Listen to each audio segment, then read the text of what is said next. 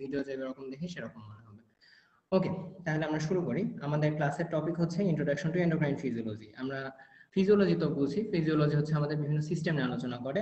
তো বডির মধ্যে যতগুলা সিস্টেম হয়, আমার কাছে মনে হয় দুইটা সিস্টেম অ্যাকচুয়ালি বডিকে মেইন কন্ট্রোল করে, মানে কন্ট্রোলার, হেড অফিস, ঠিক আছে, মেইন অফিস। তারা কে কে?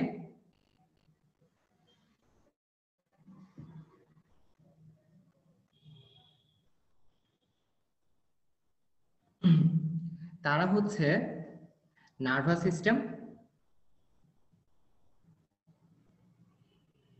আর হচ্ছে এন্ডোক্রাইন সিস্টেম।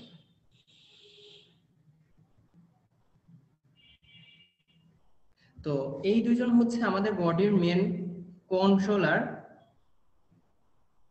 বা সেন্টার, আর বাকি অল আদার সিস্টেমস হচ্ছে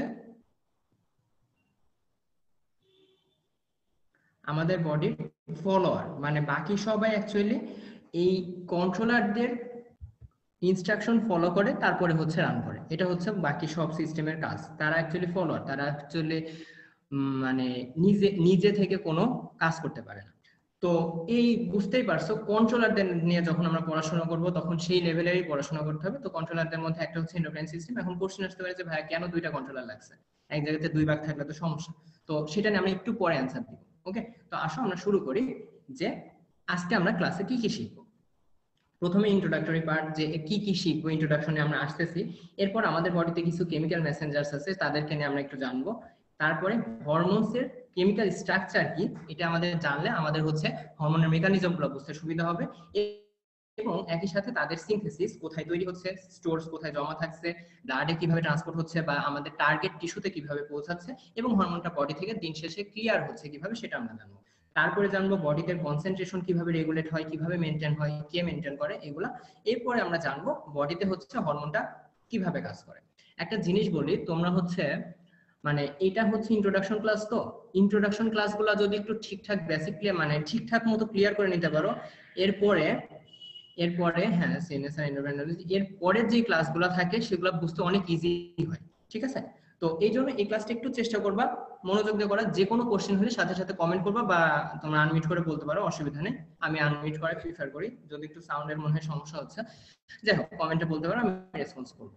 তো ঠিক আছে, আসো শুরু করি। ইন্ট্রোডাকশন আমার এটা হচ্ছে মানে অনেক আগে থেকে অভ্যাস, আমি চেষ্টা করি শুরু থেকেই অনেক মানে বেশ অনেকদিন আগে থেকে কোন একটা জিনিস পড়ার আগে কেন পড়ছি, কি পড়ছি, এটা একটু জেনে নাও। এই কারণে মনে করো তোমরা হচ্ছে যারা ম্যাথে ইন্টিগ্রেশন করতা, ডিফারেন্সিয়েশন করতা, তো এরা অ্যাকচুয়ালি অনেকেই বোঝো না যে কেন এই জিনিসগুলো করছো, কিন্তু আমি হচ্ছে এই জিনিসগুলো যখন বুঝছি তখন করার প্রতি আগ্রহ চলে আসছে অনেক বেশি। তো যাই হোক, এইটা ইন্টিগ্রেশন ডিফারেন্সিয়েশনের থেকে প্রিটি মাচ ইজিয়ার। এই কারণে আমরা একটু জেনে নিই যে আমরা অ্যাকচুয়ালি কি পড়তেছি, কেন পড়তেছি। হোয়াট আর উই রিডিং, বা আমাদের আজকের টপিকটা কি। হ্যাঁ, তো অ্যাকচুয়ালি আমি পড়তেছি বা তুমি পড়তেছো তোমাকে নিয়ে এবং অন্য সব মানুষকে নিয়ে। মানে আমার কাছে আমি যদি বলি যে আমি কি, হ্যাঁ, আমার কাছে মনে হবে যে আমার একটা স্ট্রাকচার আছে, মানে আমার একটা দেহ কাঠামো আছে, আমার বডির ভিতরে কিছু সিস্টেমস আছে বা কিছু বায়োকেমিক্যাল রিঅ্যাকশনস হয়,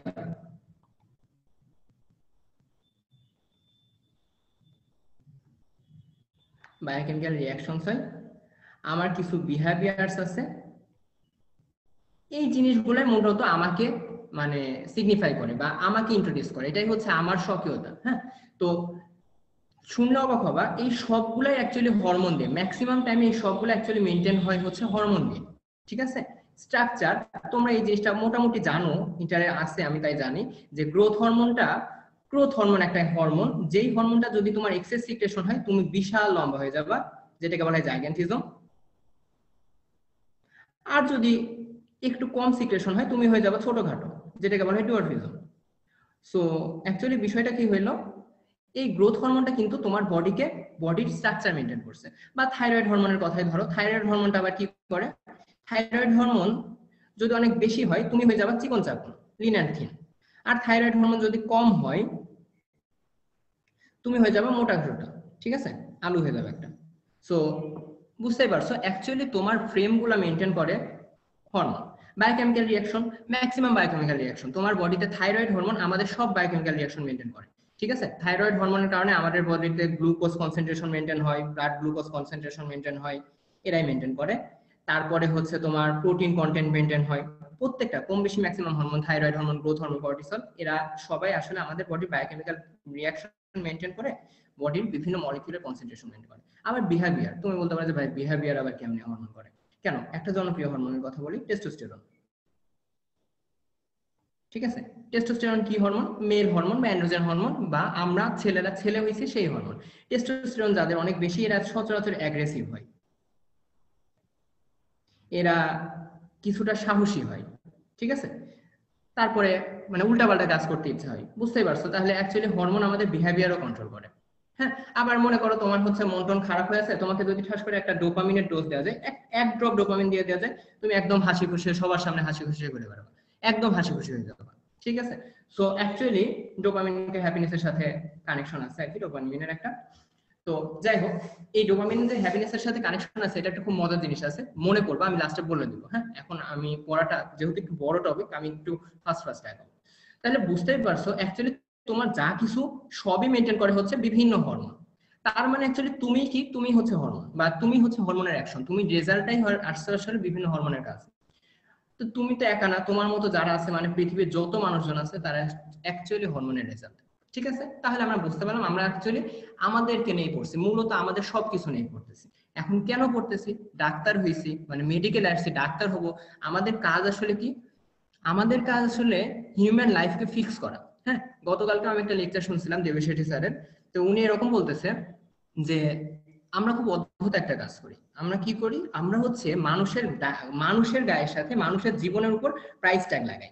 কি রকম? যে একটা বাচ্চা এসছে, তার মা এসছে একটা বাচ্চাকে নিয়ে, যে তার বাচ্চাটার হয়তো হার্টে ফুটা আছে, যেটাকে আমরা ভিএসডি বা এসডি বলি, এটা ট্রিটমেন্ট করতে হবে। বা প্রথমেই যে কোশ্চেনটা জিজ্ঞেস করে কত টাকা লাগবে, তো সে বলছে যে ৮০,০০০ রুপি লাগবে। তখন মা কিন্তু কনফিউজ, মানে মার কাছে তখন চলে আসলো কি, তার বাচ্চার জীবনের দাম হচ্ছে ৮০,০০০ রুপি। যদি সে ৮০,০০০ রুপি ম্যানেজ করতে পারে, বাচ্চা বেঁচে যাবে। ৮০,০০০ রুপি ম্যানেজ না করতে পারলে বাচ্চা মারা যাবে। অ্যাকচুয়ালি ডাক্তার এই কাজটা করে, ডাক্তার হচ্ছে মানুষের জীবনের উপর দাম দেয়, প্রাইস ট্যাগ লাগাই দেয়। ঠিক আছে, ইন্টারেস্টিংলি প্রত্যেকটা ডাক্তার কন্টিনিউয়াসলি এই কাজ করতেছে সারাদিন, মেডিসিনের ডাক্তাররাও এই কাজ করতেছে, তার ওষুধগুলোর উপর ডিপেন্ড করছে পেশেন্ট ঠিক হবে না, মানে যেভাবে আছে সেভাবেই থাকবে। সো বুঝতেই পারছো, তাহলে আমাদের কাজই হচ্ছে মানুষের সাথে ডিল করা। তো আমরা যদি হরমোনে না পড়ি, কারা হরমোনে পড়বে? তো এই কারণে এন্ডোক্রাইন সিস্টেমটা, যেহেতু এন্ডোক্রাইন সিস্টেম বেসিক্যালি তুমি এবং the glorious human being, so এই কারণে আমাদের এন্ডোক্রাইন সিস্টেমকে খুব ভালো করে করতে হবে। আচ্ছা, বইয়ের কথা হচ্ছে, ডায়টনের কথা হচ্ছে যে আমাদের বডিতে হরমোন কি করে? Regulating almost all body function, including metabolism, যেটা আমি বললাম, growth and development, structure, water electrolyte balance. Water electrolyte balance না হলে তুমি মারা যাবে, সাথে সাথে মারা যাবে। রিপ্রোডাকশন, অবশ্যই রিপ্রোডাকশন। রিপ্রোডাকশন একটা ইন্টারেস্টিং জিনিস, কারণ আমাদের কাইন্ড অফ মানে যারা অ্যাথেইস্ট, হ্যাঁ, তাদের কাছে জীবনের মূল উদ্দেশ্য হচ্ছে রিপ্রোডাকশন। আমাদের তো উদ্দেশ্য আছে জান্নাতে যাওয়া। ঠিক আছে, আমাদের জন্ম হয়েছে জান্নাতে যাওয়ার জন্য, আমরা যত বেশি মানুষকে পারবো সাথে নিয়ে জান্নাতে যাবো। কিন্তু যারা লাইফকে সিগনিফাই করতে পারে না, লাইফের পারপাস বোঝে না, তাদেরও একটা উদ্দেশ্য আছে। যেমন আমরা লাইফের পারপাস না বুঝি, মনে করো একটা গরু ছাগল, তারাও অ্যাকচুয়ালি জন্ম হয়েছে রিপ্রোডাকশন করে, তার বংশধর রেখে যাবে, অফস্প্রিং রেখে যাবে, এটাই তাদের মূল উদ্দেশ্য। আর বিহেভিয়ার সবকিছুই হরমোনে মেনটেন হয়। ঠিক আছে, এটা বইয়ের কথা। তো যাই হোক, তাহলে আমরা বুঝতে পারছি আমরা অ্যাকচুয়ালি এই জিনিসটা নিয়ে পড়াশোনা করতেছি। আচ্ছা, তো হরমোন না, অ্যাকচুয়ালি আমি যদি স্পেসিফিক্যালি মানে একটু উপর থেকে সুপারফিশিয়ালি বলি, ওয়ার্ডটা হবে কেমিক্যাল মেসেঞ্জার। মানে বডি মেইনটেইন করে actually chemical Messenger, different types of chemical Messenger. হ্যাঁ, তো মেইন দুইটা কেমিক্যাল মেসেঞ্জার আছে। হ্যাঁ, একটা হচ্ছে হরমোন, আর একটা হচ্ছে নিউরোট্রান্সমিটার। এরাই মেইনলি, তো বুঝতে পারছো, এরা দুইজনে অ্যাকচুয়ালি বডির এই কাজগুলো করে, বিহেভিয়ার গুলো মেইনটেইন করে, এই সরি বডিকে মেইনটেইন করে। আচ্ছা, তো এখন আসো আমরা এই কেমিক্যাল মেসেঞ্জার গুলো জানি যে কি কি কেমিক্যাল মেসেঞ্জারস আছে, বডি অ্যাকচুয়ালি কিভাবে মেইনটেইন করতেছে এগুলো। হ্যাঁ, আচ্ছা, তো আসো, বিষয়টা হচ্ছে এই যে এখানে দেখো বেশ কিছু মানে কেমিক্যাল মেসেঞ্জারের নাম দেওয়া আছে। এটা হচ্ছে গাইটনের প্যারা করে দেওয়া আছে, আমি এখান থেকে জাস্ট শর্টকাট করে নিছি। এটা আমার একটা ছোটবেলার অভ্যাস, এটাও বেশ ছোটবেলার অভ্যাস। আমি যেই কাজটা করি, আননেসেসারি ওয়ার্ড গুলো বাদ দিয়ে দিই। হ্যাঁ, আননেসেসারি ওয়ার্ড বাদ দিলে পড়া অনেক ছোট মনে হয়। দেখো গাইটনে এই যে এই প্যারাটাই আমি ওইখানে ওই কয়েকটা লাইন দিয়ে লিখছি। এখানে কি আছে? সেম জিনিস। আমি কিন্তু কোনো ইনফরমেশন বাদ দিই। Neurotransmitter are release by axon terminal, এই আর রিলিজ বাইটা আমার কাছে এক্সিশন মানে এক্সট্রা জিনিস, সেটা আমি বাদ দিতে পারি। অ্যাক্সন টার্মিনাল থেকে রিলিজ হয় অফ নিউরনস। আচ্ছা, অবশ্যই অ্যাক্সন টার্মিনাল তো নিউরনস, সেটা আমার জানার দরকার নেই। অ্যাক্সন টার্মিনাল কার? অ্যাক্সন টার্মিনাল কোনো হেপাটোসাইটের হবে না। আচ্ছা, কোথায় রিলিজ হয়? সিনাপটিক জাংশনে। তো ইনটু দ্য এই কথাটা আমার দরকার নাই। অ্যাক্ট লোকালি, অ্যান্ড অ্যাক্ট এই টাইপের, মানে আমরা প্রিপোজিশন বা মানে সেন্টেন্সকে ফুলফিল করার জন্য যে সব জিনিসপত্র লাগে সেগুলো বাদ দিয়ে মেইন পয়েন্টগুলোকে ফোকাস করি। এখানে আবার দেখো endocrine hormone are release by, এভাবে প্রত্যেকটাই 6টাতে আর রিলিজ বাই অ্যাড আছে, ইনটু কোথায় অ্যাড আছে, অ্যাক্ট কি করে অ্যাড আছে, এইগুলো আমি এক্সটেনশন করে এই চারটুকু বানাই দিচ্ছি। কিভাবে? ওইখানে লেখা আছে আর রিলিজ বাই, আমি নিউরোট্রান্সমিটার, আর রিলিজ ফ্রম একজন টার্মিনাল, আমি শুধু লিখছি ফ্রম একজন টার্মিনাল অফ নিউরন। অবশ্যই কোথায় হচ্ছে? সিনাপটিক জাংশনে। কি কাজ করতেছে? লোকালি নার্ভ ফাংশনকে কন্ট্রোল করতেছে। তাহলে নিউরোট্রান্সমিটারের কাজ কি? নিউরোট্রান্সমিটার হচ্ছে নার্ভের গা থেকে বের হয়, নার্ভের উপরে কাজ করে। আচ্ছা, এন্ডোক্রাইন হরমোন গ্ল্যান্ড অথবা স্পেশালাইজ সেল, এখানে একটা স্টার মার্ক দিয়ে রাখি। গ্ল্যান্ড অথবা স্পেশালাইজ সেল কেন? আমরা ছোটবেলা থেকে জানতাম যে এন্ডোক্রাইন হরমোন হচ্ছে গ্ল্যান্ড থেকে ঘটনা, স্পেশালাইজ সেল ফিল করতে থেকে আসলো। আচ্ছা, আসবো আমরা কোথা থেকে আসলো। হইলো এখান থেকে রিলিজ কোথায় যায়? ব্লাডে, এটা আমরা সবাই জানি। এবং কি করে? অনেক দূরে টার্গেট, মানে টার্গেট সেলের উপর সে যে কাজ করে। আচ্ছা, এই দুইটাকে আমরা চিনি, এই দুইটাই হচ্ছে মেজর। তার সাথে সাথে কিছু জিনিসপত্র আছে, যেমন নিউরোএন্ডোক্রাইন। নিউরোএন্ডোক্রাইন মানে দেখো এরা নিউরন থেকে বা নার্ভ থেকে বের হয়, কিন্তু এরা ব্লাডে মিশে যায়। আচ্ছা, তোমরা এন্ডোক্রাইনোলজি তো প্রথম দিকে পড়তেছো, তারপরেও কেউ কি জানো নিউরোএন্ডোক্রাইন মানে নার্ভ থেকে হরমোন বের হয় এরকম কোন হরমোনের নাম? Oxytocin, ADH. বলতে পারবা কেউ? আচ্ছা, আমি কিন্তু ছেলেদের নাম ধরে মেনশন করবো, যদি কারো প্রবলেম থাকে আমাকে কমেন্টে এখনই জানাই যে ভাই আমাকে নাম ধরে মেনশন করবেন না, আমার লজ্জা লাগে, বা আমি পার্সোনালি এই জিনিসটা পছন্দ করি না। আমার একটা ফ্রেন্ড ছিল, ও হচ্ছে এরকম বলতো যে আমাকে স্যার যখন হুট করে পড়া ধরে আমার খারাপ লাগে। তো এরকম থাকতে পারে পার্সোনালি, আমি তাদেরকে রেসপেক্ট করবো, কিন্তু আমি মেনশন করে হুটহাট করে জিজ্ঞেস করতে পারি, ঠিক আছে? রেডি থাকবো, এটা দিয়ে আমরা পালাই যায় না, হ্যাঁ, যে ভাই হুটহাট পড়া ধরবে দৌড় মানে, এটা দরকার নেই, হ্যাঁ। না পারলে মানে তোমরা পারবা না এটাই নরমাল, আমি পারবো এটাই নরমাল। আমি প্রায় মানে সপ্তাহখানেক ধরে তোমাদের জন্য লেকচার রেডি করতেছি, ঠিক আছে? আর তুমি আসছো সেটা শিখতে। যাই হোক, হ্যাঁ, অক্সিটোসিন এডিএস, সুন্দর কথা বলছো, অক্সিটোসিন এডিএস। কারণ এটা আমরা আসলে পিটুইটারি ক্লাসে ভালো করে পড়বো। দেখো, আমাদের মাস্টার গ্ল্যান্ড টু পিটুইটারিকে বলা হয়, যদি জিনিসটা মিথ্যা, মাস্টার গ্ল্যান্ড টু পিটুইটারিকে বলা হয় যদি জিনিসটা মিথ্যা, অ্যাকচুয়ালি মাস্টার গ্ল্যান্ড হাইপোথ্যালামাস। তো যাই হোক, পিটুইটারি এটা হচ্ছে পিটুইটারি গ্ল্যান্ডের ছবি, যারা চিনে না চিনে রাখো। ও আচ্ছা, একটা সুন্দর কোশ্চেন করি শুরুতে, সুন্দর জিনিসটা একটু দেখে নি। আমার এই যে বইয়ের ছবিতে শুরুতে যে কার্টুনগুলো দেওয়া আছে, তোমাদের এগুলো মনে হতে পারে ভূত প্রেত দেখানো আছে, এগুলো অ্যাকচুয়ালি ভূত প্রেত না, এগুলো বিভিন্ন হরমোনাল গ্ল্যান্ড। তো আমি এই যে আমার সামনে বুখারী খান সুন্দর মনোযোগ দিয়ে তাকায় আছে, তুমি একটু বলো দেখি তুমি এই গ্ল্যান্ড গুলাকে চেনো কিনা। আনমিউট করে ফেলো, আনমিউট করে জাস্ট এই গ্ল্যান্ড গুলোর নাম বলতে পারো কিনা। hypothalamus, pituitary gland, suprarrenal gland, pancreas, and আরেকটা কি ঠিক বুঝতেছি না। বলো।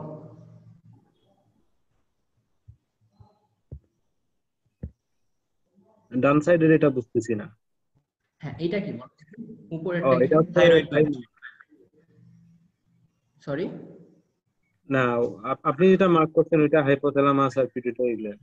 উপরেরটা হচ্ছে হাইপোথ্যালামাস, নিচেরটা হচ্ছে পিটুইটারি গ্ল্যান্ড। এইটা সুপ্রারেনাল গ্ল্যান্ড, সুপ্রারেনাল বা অ্যাড্রেনাল গ্ল্যান্ড।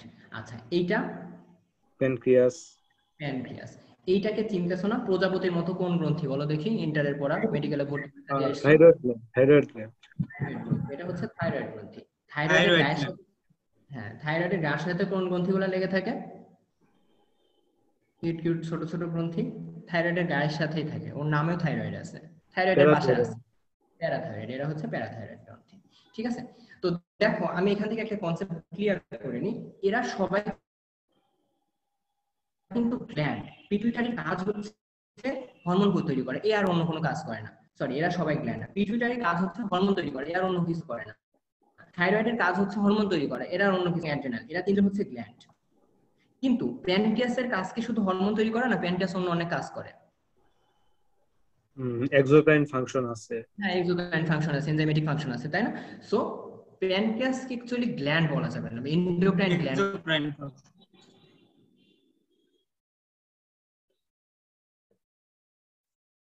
বলা যাবে না। প্যানক্রিয়াসের কাছে আমরা জানি আইলেটস অফ ল্যাঙ্গারহ্যান্স বলে, তারা অ্যাকচুয়ালি এন্ডোক্রাইন হরমোন সিক্রেশন করে। সো এইটা অ্যাকচুয়ালি সেই স্পেশালাইজড টিস্যুর উদাহরণ, ঠিক আছে? এক্সাম্পল অফ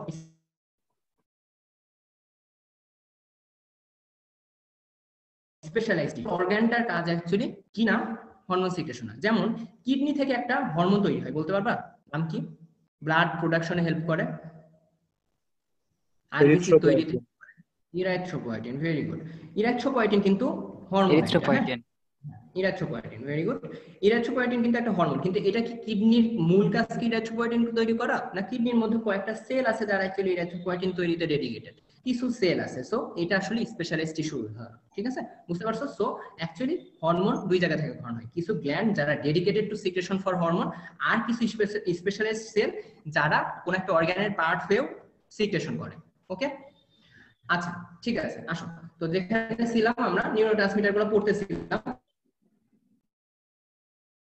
নিউরোএন্ডোক্রাইন হচ্ছে নিউরন থেকে আসে। অক্সিটোসিন আর রেডিয়েস, দেখো এই অ্যান্টেরিয়র রেডিয়েসে ব্লাড সার্কুলেশন আছে। হাইপোথ্যালামাস উপরের অংশটার নাম হচ্ছে, আচ্ছা একটু টাইম লাগছে, নেটওয়ার্কে একটু প্রবলেম আছে, আবহাওয়া খারাপ তো।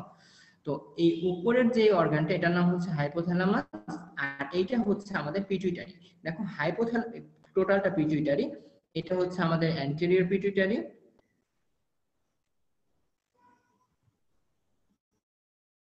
আর এটা হচ্ছে পোস্টেরিয়র পিটুইটারি। তো দেখো অ্যান্টেরিয়র পিটুইটারির সাথে বডির কানেকশন হচ্ছে ব্লাড দিয়ে, কারণ মানে হরমোন আসে সেটা ব্লাড দিয়ে অ্যান্টেরিয়র পিটুইটারিতে যায়, পিটুইটারি সিক্রেশনকে কন্ট্রোল করে। এটা ডিটেইলস তোমরা অ্যান্টেরিয়র পিটুইটারি নেক্সট ক্লাসে পড়বো। কিন্তু দেখো ইন্টারেস্টিংলি পোস্টেরিয়র পিটুইটারির সাথে হাইপোথ্যালামাসের ব্লাড দিয়ে কানেকশন নাই, এটা কিন্তু অন্যদিকে। এই ব্লাড কিন্তু হাইপোথ্যালামাস থেকে এই পোস্টেরিয়র পিটুইটারি থেকে বের হয়ে যাচ্ছে। দেখো হাইপোথ্যালামাস থেকে পোস্টেরিয়র পিটুইটারি কোনো ব্লাডের কানেকশন নাই, এর ভেতরে অ্যাকচুয়ালি কানেকশন আছে নার্ভ দিয়ে। হাইপোথ্যালামাসের নার্ভ থেকে কিছু হরমোন তৈরি হয় যেটা অক্সিটোসিন আর এডিএস। আমরা ছোটবেলায় পড়ছি যে পোস্টেরিয়র পিটুইটারি থেকে অক্সিটোসিন আর এডিএস তৈরি হয়, এটা মিথ্যা কথা। হ্যাঁ, পোস্টেরিয়র পিটুইটারি কোনো হরমোন তৈরি করতে পারে না, পোস্টেরিয়র পিটুইটারি এই হরমোনগুলোকে জমা রাখে। হাইপোথ্যালামাসের নার্ভ টার্মিনাল থেকে অক্সিটোসিন আর এডিএস বের হয়, সেটা পোস্টেরিয়র পিটুইটারিতে স্টোর থাকে, বডি যখন ইচ্ছা হয় তখন সেটা বডি থেকে সিক্রেশন হয়, ঠিক আছে। সো এইটা একটা অক্সিটোসিন আর এডিএস একটা নিউরোএন্ডোক্রাইনের এক্সাম্পল। এটা এন্ডোক্রাইন কিন্তু এটা আসে কিন্তু গ্ল্যান্ড বা স্পেশালাইজড সেল থেকে না, এটা আসে নিউরন থেকে। আচ্ছা, তো ঠিক আছে, এবার আসো প্যানক্রিয়াস, হ্যাঁ সরি প্যারাক্রাইন হরমোন। প্যারাক্রাইন হরমোন বলতে কি? প্যারাক্রাইন অ্যাকচুয়ালি হরমোন না, প্যারাক্রাইন কেমিক্যাল মেসেঞ্জার। প্যারা মানে কি বলতে পারবা? প্যারা মানে পাশে। আমরা কিছু ফিগার দেখবো কিছুক্ষণের মধ্যে। প্যারাক্রাইন মানে যে বের হয়, আছে দেখে আসি। দেখো এটা হচ্ছে আমাদের এন্ডোক্রাইন সেল। এ দেখো সেল থেকে বের হচ্ছে, কোথায় চলে যাচ্ছে? ব্লাডে, ব্লাড থেকে বহু দূর ঘুরে সে ময়মনসিংহ, সিলেট, ঢাকা, গাজীপুর ঘুরে টুরে এখন বডির যে টার্গেট অর্গানে যে কাজ করতেছে অনেক দূরে। এই পিটুইটারির তোমার হচ্ছে হরমোন চলে গেছে পায়ের কোষে যায় গ্রোথ মেইনটেইন করছে, গ্রোথ হরমোন যে পায়ের একদম পায়ের বুড়া আঙুলে চলে গেছে। সো বুঝতে পারছো, এরা হচ্ছে এন্ডোক্রাইন। প্যারাক্রাইন দেখো এখান থেকে বের হচ্ছে, ঠিক পাশে কিছু কোষ আছে, এটা কিন্তু ব্লাডে যাচ্ছে না। এই দুই কোষের মাঝখানে যে ফ্লুইড থাকে এটার নাম হচ্ছে ইসিএফ বা এক্সট্রাসেলুলার ফ্লুইড। এরা রিলিজ করতেছে এক্সট্রাসেলুলার ফ্লুইডে, এবং ঠিক পাশে কোষে যে এরা কাজ করতেছে, এদেরকে বলা হয় প্যারাক্রাইন। অটোক্রাইন কি? আচ্ছা প্যারাক্রাইন একটা এক্সাম্পল দিই তোমার। আমাদের জানি প্যারাক্রাইন মানে অ্যাকচুয়ালি আমরা এদেরকে লোকাল হরমোন অফ জিআইটি নামে পড়ে এসেছি, আমরা পড়ছি। যেহেতু এন্ডোক্রাইন করতেছো তার মানে অবশ্যই তোমরা লোকাল হরমোন অফ জিআইটির নাম শুনে আসছো। এরা কিন্তু দেখো জিআইটির যে কোষগুলা, যেমন প্যারাইটাল সেল থেকে এই সেল ক্ষরণ হয়, এই সেল, আচ্ছা সরি প্যারাইটাল না, জি সেল থেকে হচ্ছে আমাদের কি সিক্রেশন হয়? এটা মনে করো জি সেল, এখান থেকে আমাদের গ্যাস্ট্রিন সিক্রেশন হচ্ছে। এই গ্যাস্ট্রিন এটা মনে করো প্যারাইটাল সেলে যে অ্যাকশন করছে কি সিক্রেশন করতে? এই সেল সিক্রেশন করতে। সো এটা একটা প্যারাক্রাইন এক্সাম্পল। অটোক্রাইন হচ্ছে সেল থেকে রিলিজ হচ্ছে, ওই সেলের উপরে কাজ করছে। অটো মানে নিজের, ঠিক আছে, সেল থেকে রিলিজ হয়ে সেলের উপরে কাজ করে, এদেরকে বলে অটোক্রাইন। ওকে, আচ্ছা তাহলে প্যারাক্রাইন আমরা চিনলাম, অটোক্রাইন চিনলাম। আর দুইজনই সেল থেকে রিলিজ হয়, ইসিএফ এ থাকে, এবং ইসিএফ থেকে একটা নেইবরিং সেলে আর একটা সেম সেলে কাজ করে। ওকে, এবার সাইটোকাইন জিনিসটা অ্যাকচুয়ালি ডিটেইলস পড়বা তোমরা প্যাথোলজিতে। আপাতত জেনে রাখো যে এরা অ্যাকচুয়ালি তোমার টি সেলের কানেকশনে হেল্প করে। টি লিম্ফোসাইট যেটা আছে এদের কানেকশন মেইনটেইন করতে, মানে টি লিম্ফোসাইট একজনের সাথে আরেকজন কথাবার্তা বলে হচ্ছে সাইটোকাইন দিয়ে। হ্যাঁ, সাইটোকাইনের সবচেয়ে ভালো উদাহরণ হচ্ছে ইন্টারলিউকিন। এটা নিয়ে অনেক ডিটেইলস বলতে পারবে, এখন আর আমাদের খুব বেশি দরকার নেই, কারণ গাইটন বাদ দিয়ে বাকি বইগুলো এই সাইটোকাইনকে মেনশন করছেন না, ঠিক আছে। তারা অ্যাকচুয়ালি কেমিক্যাল মেসেঞ্জার বলতে এদের চারজনকে মেনশন করছে। আচ্ছা, সাইটোকাইন যখন হচ্ছে অ্যাডিপোসাইট মানে ফ্যাট সেল থেকে রিলিজ হয় তখন এদেরকে অ্যাডিপোকাইন বলা হয়, এটা মাথায় রাখতে পারো। আচ্ছা যাই হোক, এটা একটু লেস ইম্পর্টেন্ট জিনিস। এরপরে আমরা কেমিক্যাল মেসেঞ্জার গুলোকে চিনে ফেললাম, কেমিক্যাল মেসেঞ্জারে কিছু ফিগার দেখলাম। এইবার আসো আমরা তাহলে বুঝলাম যে বডির মেইন কেমিক্যাল মেসেঞ্জার দুই জায়গা থেকে আসে, একটা হচ্ছে নার্ভ থেকে আর একটা হচ্ছে এন্ডোক্রাইন থেকে। মানে আমাদের বডি, যে আমি বললাম বডি মেইনলি কন্ট্রোল হয় যে নার্ভাস সিস্টেম আর এন্ডোক্রাইন সিস্টেম দিয়ে, কিন্তু এরা দুইজনে অ্যাকচুয়ালি কন্ট্রোল করে নিউরোট্রান্সমিটার বা কিছু কেমিক্যাল সাবস্টেন্স, যদিও এরা আলাদা আলাদা জিনিস কিন্তু কন্ট্রোলিং মেকানিজমটা সেম, কেমিক্যাল দিয়ে। তাহলে এখন কোশ্চেন, অবভিয়াসলি কোশ্চেন চলে আসবে যে ভাই দুইটার দরকার কি, একটা থাকলেই হইতো। কিন্তু দুইজনের অ্যাকশন একটু পার্থক্য আছে। হ্যাঁ, দুই জায়গা থেকে আমি ছবিটা নিয়েছি। একটা আছে, এটা হচ্ছে তোমাদের টটরার বই থেকে নেওয়া। দেখো নার্ভাস সিস্টেম আর এন্ডোক্রাইন সিস্টেমের মধ্যে কিছু সাদৃশ্য আছে, কিছু বৈসাদৃশ্য আছে, ডিসিমিলারিটি আর সিমিলারিটিস আছে। মিডিয়েটর মলিকুল অবশ্যই নার্ভাস সিস্টেম থেকে যারা রিলিজ হয় তাদের নিউরোট্রান্সমিটার বলি, এন্ডোক্রাইন থেকে যারা রিলিজ হয় তাদের হরমোন বলি। ঠিক আছে, আচ্ছা এটা নার্ভ ইম্পালস প্যালে রিলিজ হয়, আর এটা হচ্ছে ব্লাড দেয়ার কি আসে। যাই হোক, সাইট অফ মিডিয়েটেড অ্যাকশন, এরা বিভিন্ন সেলে যায়, এরা অ্যাকচুয়ালি সিনাপসের উপর কাজ করে, নিউরোট্রান্সমিটার আমরা যেটা দেখলাম। আর এটা টার্গেট সেলে যে কাজ করে। তাহলে দেখো টার্গেট সেলে কাজ করার জন্য আমাদের একজনকে লাগবে, সিনাপটিক মেমব্রেনে কাজ করার জন্য একজনকে লাগবে। টাইপস অফ টার্গেট সেল, এরা অ্যাকচুয়ালি মাসেল, এবং এই দেখো নার্ভাস সেলের কাজ হচ্ছে, এই যে এখানে আরেকটু ইয়ে আছে, মানে জিস্ট করা আছে, জিস্টে আসতেছি। নার্ভাস সেলের কাজ হচ্ছে খুব র‍্যাপিড অ্যাকশন করা। হ্যাঁ, হরমোন গুলা কাজ করে কি, সেই কোন ছোটবেলায় গ্রোথ হরমোন রিলিজ হয়েছে 25-30 বছর ধরে সে গ্রোথের কাজ করে যাচ্ছে, অনেক লং টাইম ধরে সে ইফেক্ট করে, কিন্তু ইফেক্টটা হয় স্লো, স্লাগিশ। গ্রোথ তো আমাদের এমন না যে আজকে আমি 5 ফিট আসতে কালকে 6 ফিট হয়ে গেছি, তারপর দিয়ে 7 ফিট হয়ে গেছি, বাড়েই না, হয়ই না। ঠিক আছে, তো যাই হোক বুঝতে পারছো, ওদের কাজটা একটু স্লো হয়, কিন্তু আমাদের র‍্যাপিড অ্যাকশন। হ্যাঁ, আমাদের চোখের যে মাসেল, চোখের মাসেলের কত ফাস্ট মুভমেন্ট হয় তুমি খেয়াল করো, হুট করে একটা শব্দ চলে যাচ্ছে, চোখটা ঠাস করে এদিকে চলে যায়, তাহলে বুঝতে পারছো র‍্যাপিড অ্যাকশন গুলো অ্যাকচুয়ালি মেইনটেইন করে নার্ভাস সিস্টেম, আর স্লো কিন্তু অনেক লং টাইমের অ্যাকশন গুলো মেইনটেইন করে হচ্ছে এন্ডোক্রাইন সিস্টেম। তো যাই হোক, এখানে বেশ কিছু ডিফারেন্স দেওয়া আছে, এগুলো জেনে রাখতে পারো। এগুলো অনেক সময় ভাই যখন স্যারদের মাথায় আসে যে একটু পেঁচাই, তখন এই টাইপের কোশ্চেন গুলো জিজ্ঞেস করে।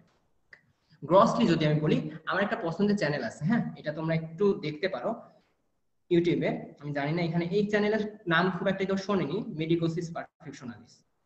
আমার খুবই পছন্দের চ্যানেল, আমি চেষ্টা করি আর কি, যখনই মানে এর ভিডিও দেখলে, এই চ্যানেলটার ভিডিও দেখলে আমার কনসেপ্ট ক্লিয়ার হয় না এরকম খুব কম হয়েছে। ইউনিভার্সিটি বেস্টও পড়াই তো, এই কারণে ভালো লাগে। তো যাই হোক, এখানে একদম দেখো অনেক বড় করে যেটা টটরাতে দেওয়া আছে, উনি জাস্ট গ্রসলি বলে দিয়েছে নার্ভাস স্টিমুলেশন হচ্ছে সোমাটিক আর অটোনমিক, আর হরমোনাল স্টিমুলেশন অটোনমিক। মানে নার্ভাসে আমরা জানি বডিকে কিছুটা নিজের ইচ্ছা স্বাধীন কন্ট্রোল দিতে হবে। নিজের ইচ্ছা হচ্ছে কিছু সিক্রেশন করছে, নিজের ইচ্ছা হচ্ছে ঠাস ঠাস নিজের গায়ে চড় মারছে, এই কন্ট্রোলটা যদি না দাও তাহলে হইলো জন্মাইছো একটু নিজের ইচ্ছা মতো চলার জন্য, তো সেইটা হরমোনের উপর ছাড়িয়ে দিলে সমস্যা, কারণ তোমার ইচ্ছা হলো গ্রোথ হরমোন একটু সিক্রেশন করে দিলে এই হয়ে গেলে 6 ফিট, এ তো ঝামেলা হয়ে যাবে।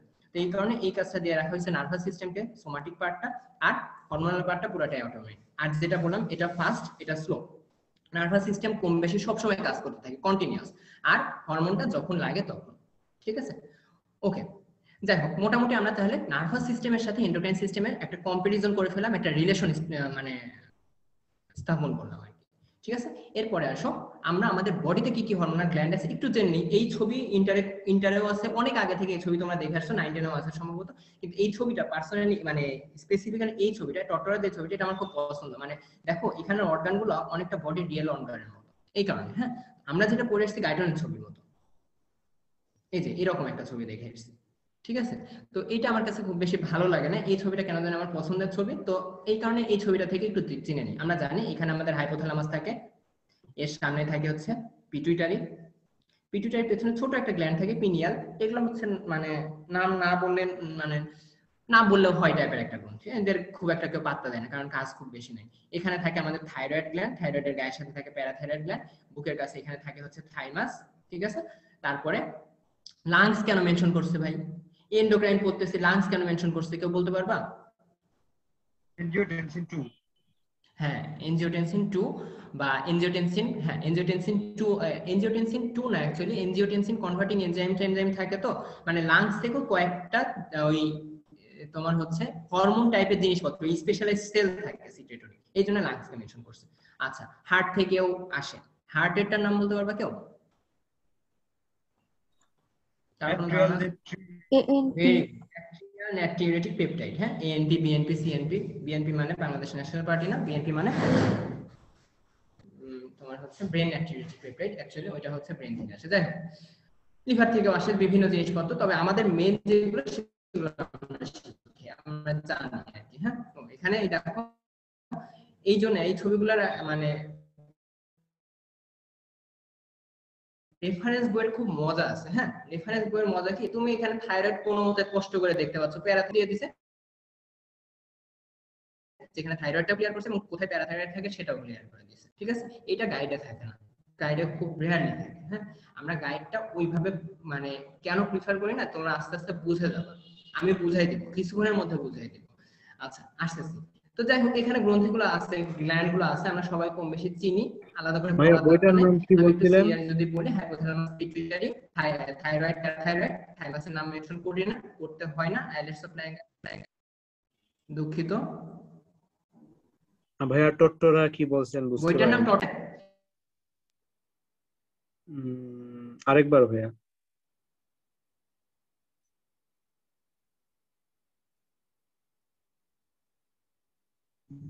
সরি, আচ্ছা মিউট হয়ে গেছিলাম। যেটা বলছিলাম, এই গ্ল্যান্ডগুলোর নাম আমরা সবাই কম বেশি জানি, এখানে আলাদা করে মেনশন করলাম না, আমি জাস্ট দেখাই দিলাম।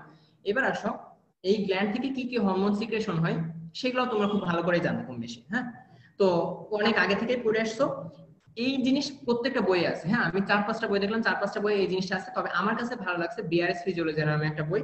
বিআরএস ফিজিওলজি আসলে কি, এটা নিয়ে একটু কথাবার্তা বলি। হ্যাঁ, আমার একটা এটাও খুব পছন্দের বই। বিআরএস সিরিজ আছে, বিআরএস এর সব বই আছে, অ্যানাটমি আছে, ফিজিওলজি আছে, ফার্মাকোলজি, প্যাথোলজি আছে। বিআরএস সিরিজ যারা চিনে থাকবা, এটা আসলে কিছু মানে কি বলবো, তোমাদের হচ্ছে হাই টপিক নিয়ে আলোচনা করে।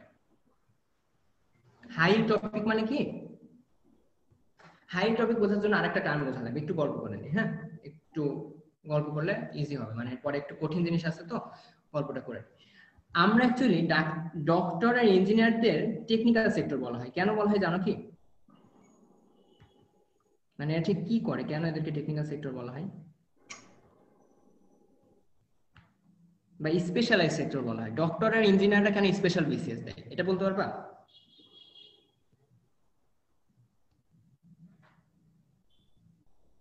কথা শুনতে পাচ্ছ? বুখারি আমার কথা ক্লিয়ার শোনা যাচ্ছে? একটু রেসপন্স করো।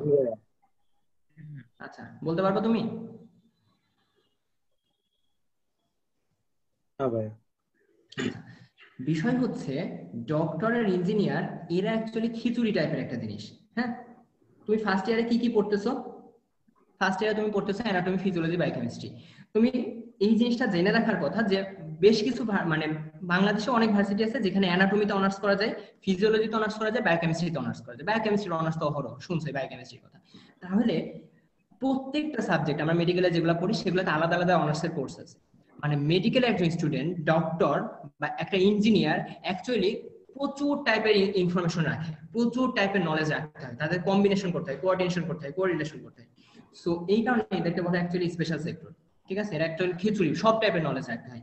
এই কারণে আমাদের যেটা ঝামেলা হয় যে আমরা ফিজিওলজি যে বইটাকে টেক্সট বই হিসেবে ধরি সেটা কি, গাইটন।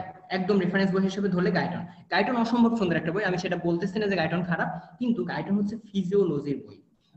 আমরা কি ফিজিওলজি পড়তে এসেছি না আমরা মেডিসিন পড়তে এসেছি, মানে মেডিকেল সায়েন্স পড়তে এসেছি? Medical science. মেডিকেল সায়েন্স পড়তে এসেছি। আমাদের অ্যাকচুয়ালি ফিজিওলজি লাগবে না, আমাদের লাগবে হচ্ছে ক্লিনিক্যাল ফিজিওলজি। মানে ক্লিনিক্যাল প্র্যাকটিসের জন্য ফিজিওলজি যেই পোর্শনটা লাগে সেটা হচ্ছে আমাদের জন্য জরুরি। গাইটনে একটা ফিজিওলজিতে যে অনার্স করবে তার জন্য নলেজ আছে, সে ফিজিওলজিস্ট হবে গাইটন করে, কিন্তু আমাদের অ্যাকচুয়ালি এত দরকার নেই। এই জন্য ক্লিনিক্যাল ফিজিওলজি ওরিয়েন্টেড বেশ কিছু বই আছে, তার মধ্যে ওয়ান অফ দা মানে ইম্পর্টেন্ট বা ওয়ান অফ দা বেস্ট, মানে কি বলবো, মোস্ট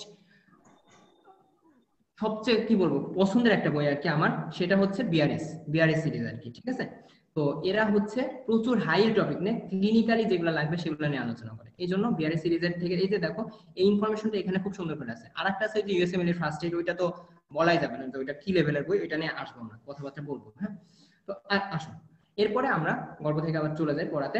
এখানে আসলে যেগুলো দেওয়া আছে আমরা জানি, থাইরোটোপিন রিলিজিং হরমোনকে টিআরএস বলে, আমরা এই অ্যাব্রিভিয়েশন গুলো চিনে রাখবো। মেডিকেলে পড়ছে একটু ভাবটা নিতে হবে, বুঝছো?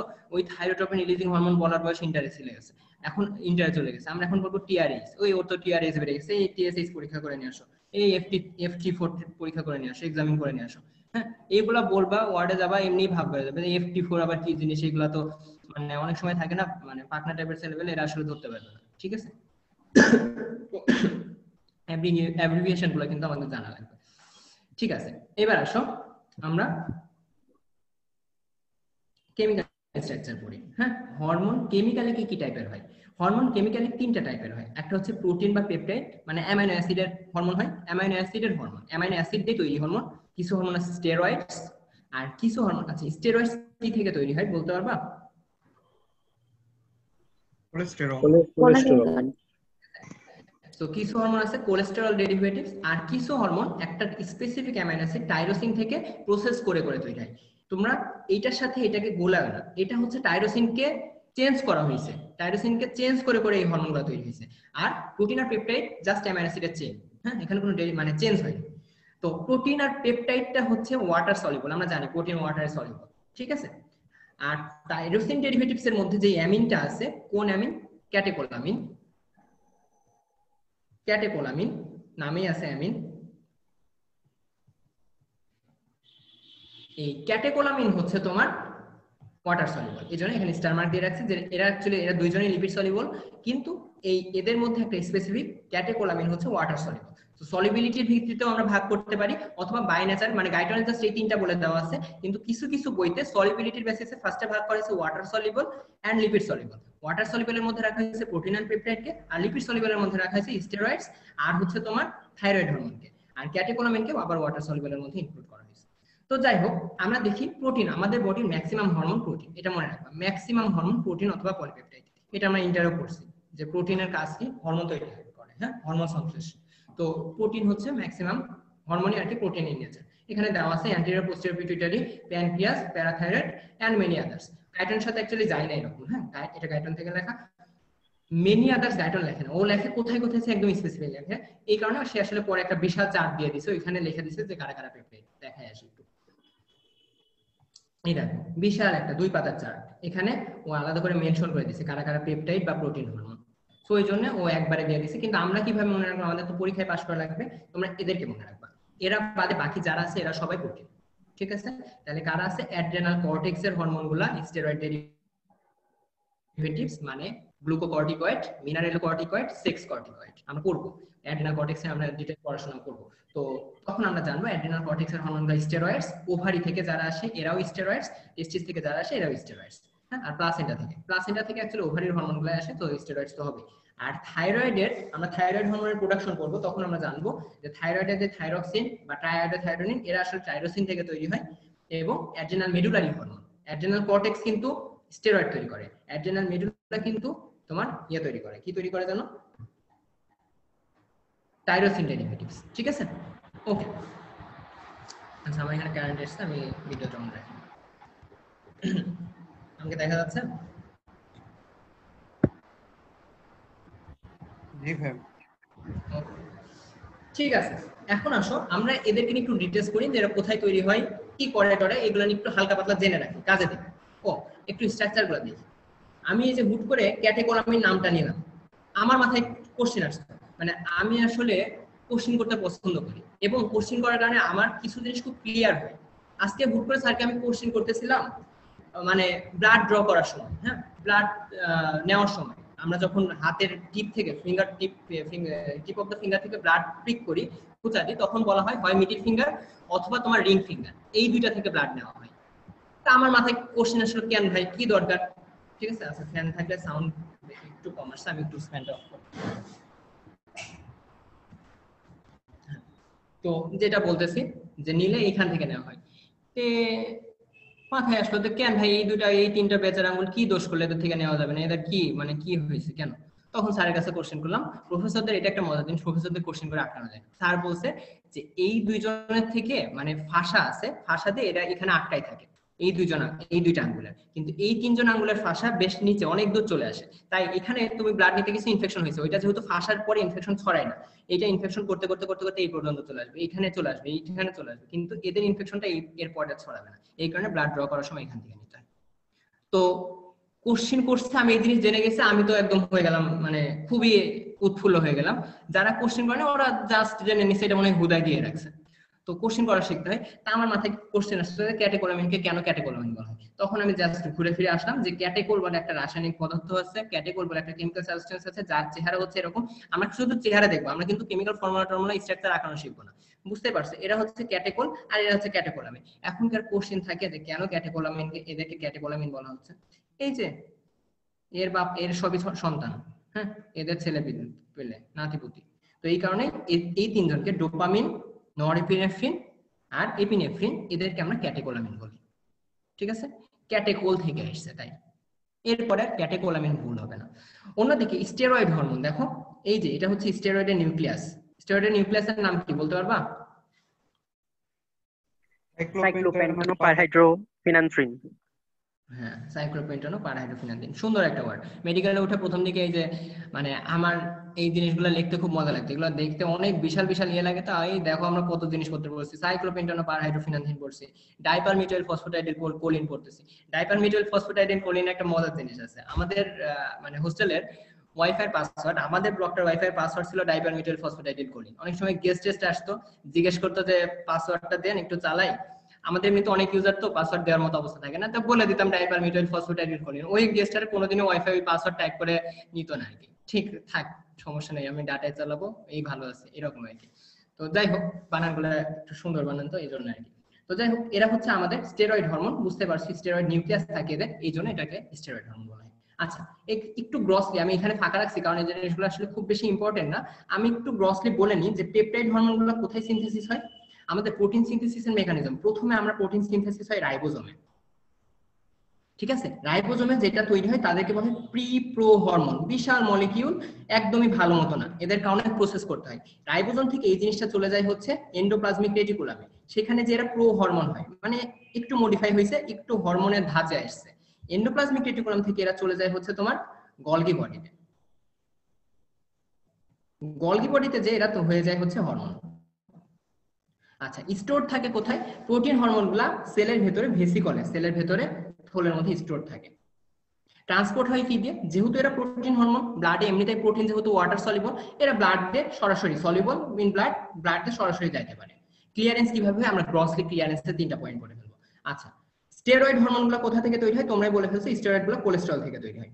যেহেতু কোলেস্টেরল আমাদের বডিতে থাকে, সো ওই কোলেস্টেরল স্টেরয়েড ওইখানে চলে যায়, তারপরে মানে যেখানে স্টেরয়েড হরমোনগুলো প্রোডাকশন হবে সেখানে চলে যায়, সেখান থেকে তৈরি হয়।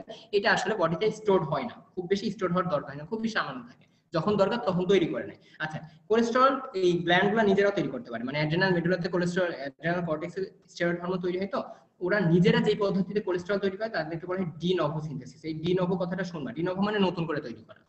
আচ্ছা, একটু ফাস্ট বল লাগছে কারণ প্রচুর পড়া বাকি, হ্যাঁ, আমি হঠাৎ করে তাকায় দেখি 9:50 বেজে গেছে, তো 10:30টার বেশি আর কি ক্লাস বাড়ানো যাবে না, যদি ক্লাস শুরু করতে করতে 9:10 বেজে গেছিল। ঠিক আছে, এখন এই স্টেরয়েড হরমোনগুলা এমনি ব্লাডে মানে লিম্ফেটিক্সে যেভাবে ফ্যাট মলিকিউল ভেসে বেড়ায়, এরা কাইন্ড অফ ওই রকম ভাবে ব্লাডে ট্রান্সপোর্ট হয়, হ্যাঁ, ক্যারিয়ার ছাড়া এমনিতেই ট্রান্সপোর্ট হয়, তো এইভাবে ব্লাড দিয়ে ট্রান্সপোর্ট হয়।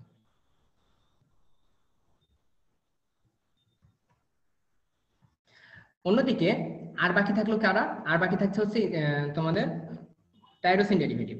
টাইরোসিন ডেরিভেটিভের মধ্যে একটা জিনিস আমাদের লাগবে, ওইটার কথাই শুধু বলি। টাইরোসিন ডেরিভেটিভটা টাইরোসিন থেকে তৈরি হয়, বুঝতে পারছো না, আমি তো টাইরোসিন ডেরিভেটিভ। এর মধ্যে থাইরয়েড যে হরমোনগুলো আছে, এরা থাইরোগ্লোবিউলিন বাইন্ডিং প্রোটিন টিবিপি নামে একজনের গায়ের সাথে চলে বেড়ায়, মানে ক্যারিয়ার প্রোটিন, ক্যারি করে নিয়ে বেড়ায়, ঘুরে নিয়ে বেড়ায়। ঠিক আছে, এরা আসলে ব্লাডে খুব বেশি ভালো মতো মেশে না, তো না মেশার কারণে এদেরকে ক্যারি করে নিয়ে বেড়াইতে হয়।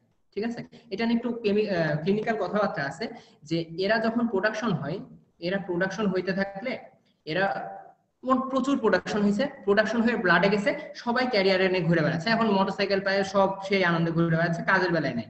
তো অ্যাকচুয়ালি এরা প্রচুর প্রোডাকশন হয়ে এদের গায়ে গায়ে ঘুরে বেড়ায়, ফ্রি থাকে খুবই সামান্য, খুব সামান্য T3 ফ্রি থাকে বা T4 ফ্রি থাকে। এরা যে কাজ করে, যখন T3 শর্ট পড়ে কিছু মানুষ মোটরসাইকেল থেকে নেমে যায় বা ক্যারিয়ার থেকে নেমে যায়, তখন কাজ করে। মানে এই টিবিপির সাথে যে বাইন্ড কনজুগেটেড যে থাইরয়েড হরমোনগুলো, এরা একটা হরমোন স্টোরেজ হিসেবে কাজ করে, স্টোরেজ হিসেবে কাজ করে, মানে এরা রক্তে থাকে কিন্তু ঘুরে বেড়ায় আর কি, সেলে ঢোকে না। কখন ঢোকে? যখন T3 শর্টেজ পড়ে। ঠিক আছে, এইটুকু জেনে রাখো, এটুকু জানলে অনেক। ওকে, ক্লিয়ারেন্স, হরমোনের ক্লিয়ারেন্স কিভাবে হয়? হরমোনের ক্লিয়ারেন্স মূলত 3টা মেকানিজম দেয় সবগুলো হরমোনে। যারা ওয়াটার সলিবল এরা সচরাচর কিডনিতে চলে যায়, কিডনিতে যে ইউরিনে বের হয়ে চলে যায়। তারপরে লিভার দিয়ে, হ্যাঁ, কিছু লিভারে স্টেরয়েডস, থাইরয়েড, এরা হচ্ছে লিভারে যে মেটাবোলাইজড হয়, এবং বাইল দিয়ে, ফিসেস দিয়ে মেটাবোলাইজ লিভারে, বাইল দিয়ে, তারপরে ফিসেস দিয়ে বের হয়ে যায়। আর কিছু হরমোন যেই টিস্যুর সাথে রিসেপ্টরে যায় ওই টিস্যু ওকে খেয়ে ফেলে, এন্ডোসাইটোসিস করে ফেলে, টিস্যুর মধ্যে ঢুকে যায়, টিস্যুর মধ্যে হরমোনটা ঢুকে যায়, এটা মনে করো হরমোন, এই হরমোনটা টিস্যুর মধ্যে ঢুকে তারপরে এনজাইমেটিক অ্যাক্টিভিটিতে নষ্ট হয়েছে। এটা হচ্ছে হরমোনের ক্লিয়ারেন্স মেকানিজম। ওকে, অনেকক্ষণ বললাম, একটু একটু কথা বলি। হ্যাঁ, রেফারেন্স বই নিয়ে একটা ছোট কথা, নাকি একটু পরে বলবো? আচ্ছা, এখানে একটা বড় টপিক আছে, এরপরে বলবো না, তারপরে আমরা ফাইনাল টপিকে চলে যাবো। Regulation of concentration. হরমোন আসলে প্রচুর ভ্যারি করে আমাদের বডিতে, ঠিক আছে? প্রচুর ভ্যারি করে মানে বিভিন্ন রেঞ্জে থাকে। আমি সেদিন দেখলাম একটা পোস্ট লেখছে তোমার পোস্টও না, খবরের কাগজে, যে একই টেস্ট ফ্রি T4 আর কি, একই টেস্ট 3 জায়গাতে 3 রিপোর্ট আসছে। কি অবস্থা বাংলাদেশের স্বাস্থ্য ব্যবস্থার! পপুলারের একটা রিপোর্ট দিছে, আর কোন হসপিটালে 3 জায়গায় 3টা রিপোর্ট দিছে। তো সাংবাদিকদের আসলে অনেক কিছু জানতে হয়, বুঝছো? সাংবাদিকরা আসলে খায় দায় কাজ থাকে না তো। এই সাংবাদিকদের ডাক্তারদের সাথে খুব ভালো রকম শত্রুতা আছে, এটা খুব ভালো করে মাথায় রাখবে। এরা যেখানে ডাক্তারদের নিন্দা পাবে একদম ছাড়বে না, ঠিক আছে? কিছু বুঝে করে তাদের তো তারা বেঁচে যায়, কিন্তু কিছু আছে এই টাইপের, এই প্রকৃতির, এরা অ্যাকচুয়ালি জানে না যে T4 দিনের বিভিন্ন সময় বিভিন্ন রেঞ্জে থাকে। সো একজন গেছে সকালে এক জায়গায় করতে, রাত্রে গেছে আরেক জায়গায় করতে, সো এটা তো ভ্যারি করবেই, বুঝতে পারছো? তো এই কারণে ওইটা আসলে সাংবাদিকের ফল্ট ছিল যে এক এক জায়গায় এক এক রকম দিছে, এক এক জায়গায় এক এক রকমই থাকে। যাই হোক, হরমোন অ্যাকচুয়ালি ভ্যারি করে, মানে হরমোনের রেঞ্জ থাকে ব্লাডে, কিন্তু রেঞ্জ থাকে তার মানে এই না যে আজকে 1 গ্রাম হরমোন আসছে কালকে 2 গ্রাম হয়ে গেছে। হরমোন অ্যাকচুয়ালি পিকোগ্রামে থাকে, খুবই মাইনিউট অ্যামাউন্টে থাকে। যেখানে আরবিসি থাকে গ্রামে, এটা থাকে পিকোগ্রাম, মানে কত? 10^12 হিউম্যান বিং। হ্যাঁ, তো এই লেভেলে থাকে, এত কম কনসেন্ট্রেশনে থাকে হরমোন। তো এর মধ্যে খুব সামান্য, হয়তোবা দেখো তোমার হচ্ছে যে 10 থেকে 20 এর মধ্যে মেনটেন করে, রেঞ্জ হয়, কখনো 10 হয় কখনো 20 হয়, কিন্তু এর মধ্যে থাকে। তাহলে এর বাইরে গেলে কি সমস্যা হয়, বা এর বাইরে গেলে সেটাকে আবার ব্যাকে নিয়ে আসে কে? আমাদের কিছু কন্ট্রোল মেকানিজম, ঠিক আছে? বাইরে গেলে সেই সিগন্যাল পাঠাই হচ্ছে নার্ভাস সিস্টেমে। হ্যাঁ, যেমন অ্যাড্রেনাল মেডুলাতে নার্ভাস সিস্টেম যে ইম্পালস দেয় যে ভাই আপনি আপনার হরমোনগুলা, কি হরমোন আছে আপনার, এপিনেফ্রিন, নরএপিনেফ্রিন সিক্রেশন করেন। আবার কিছু সিক্রেশন আসে ব্লাড ক্যালসিয়াম, মানে কেমিক্যাল চেঞ্জেস, কখনো যদি ব্লাড ক্যালসিয়াম লেভেল কমে যায়, প্যারাথাইরয়েডকে এসে স্টিমুলেশন দেয়, ঠিক আছে? আবার অন্য হরমোন, ঠিক আছে, যেমন অ্যান্টিরিপিউটারি, এটা সবাই চিনি যে অ্যান্টিরিপিউটারি থেকে আসে মনে করো থাইরোট্রপিন, থাইরোট্রপিন তো না, থাইরয়েড স্টিমুলেটিং হরমোন, যেটা থাইরয়েড গ্ল্যান্ডে এসে ওকে খুঁজায় যে ভাই কাজ কর কাজ কর কাজ কর। সো এইভাবে হরমোন সিক্রেশনের ইনস্ট্রাকশন আসে, কিন্তু সিক্রেশন কোর্সে করে যাচ্ছে, এরকম করলে তার হইলো না, এদেরকে কন্ট্রোল করতে হবে। এদের কন্ট্রোলের মেকানিজমের জন্য দুইটা মেকানিজম আছে, নেগেটিভ ফিডব্যাক, পজিটিভ ফিডব্যাক। একদম প্রথম আইটেম আমরা পড়ে ফেলছি নেগেটিভ ফিডব্যাক পজিটিভ ফিডব্যাকের কথা। তো নেগেটিভ ফিডব্যাকের কাহিনী কি? নেগেটিভ ফিডব্যাক হচ্ছে মোস্ট কমন, কারণ আমরা জানি আমাদের বডির ম্যাক্সিমাম জিনিসপত্র নেগেটিভ ফিডব্যাক মেকানিজম হয়, এই মেইনটেইন হয়। সেলফ লিমিটিং, মানে নেগেটিভ ফিডব্যাকের কাহিনী কি? এ নিজেকে কন্ট্রোল রাখে। ম্যাক্সিমাম মানুষকে নেগেটিভ ফিডব্যাক হইতে হবে, বেশি এক্সাইট হওয়া যাবে না, বেশি ডিপ্রেসড হওয়া যাবে না, নিজেকে সেলফ লিমিট করে কন্ট্রোল করে ফেলতে হবে। এই hormone is biological action that directly, মানে হরমোনের নিজের অ্যাকশন থাকে যে ডিরেক্টলি অথবা indirectly inhibit further secretion. Example, insulin. Insulin যখন বেশি ইনসুলিন কি হয়, ইনসুলিন যখন বাড়লে সে ব্লাড গ্লুকোজ কনসেন্ট্রেশনকে কমাইতে থাকে, যখন ব্লাড গ্লুকোজ কনসেন্ট্রেশন কমে যায় তখন আর ইনসুলিন লাগে না, ইনসুলিন অফ হয়ে যায়। সো এটা হচ্ছে ইনসুলিন নেগেটিভ ফিডব্যাক। আর কিছু হরমোনকে বাড়াইতে হয়, সিক্রেশন বাড়াইতে হয় একটা নির্দিষ্ট রেঞ্জে যাওয়ার জন্য। হ্যাঁ, যেমন এই মানে পজিটিভ ফিডব্যাকে আমরা এক্সাম্পলে পড়ে আসছি একটা বিখ্যাত হরমোন লুটিনাইজিং হরমোন। লুটিনাইজিং সার্চকে এটা তোমার প্রেগন্যান্সিতে বা রিপ্রোডাক্টিভ ফিজিওলজিতে অনেক ভালো করে পড়বা। আপাতত জেনে রাখো যে লুটিনাইজিং হরমোন এসে ইস্ট্রোজেন সিক্রেশন করে।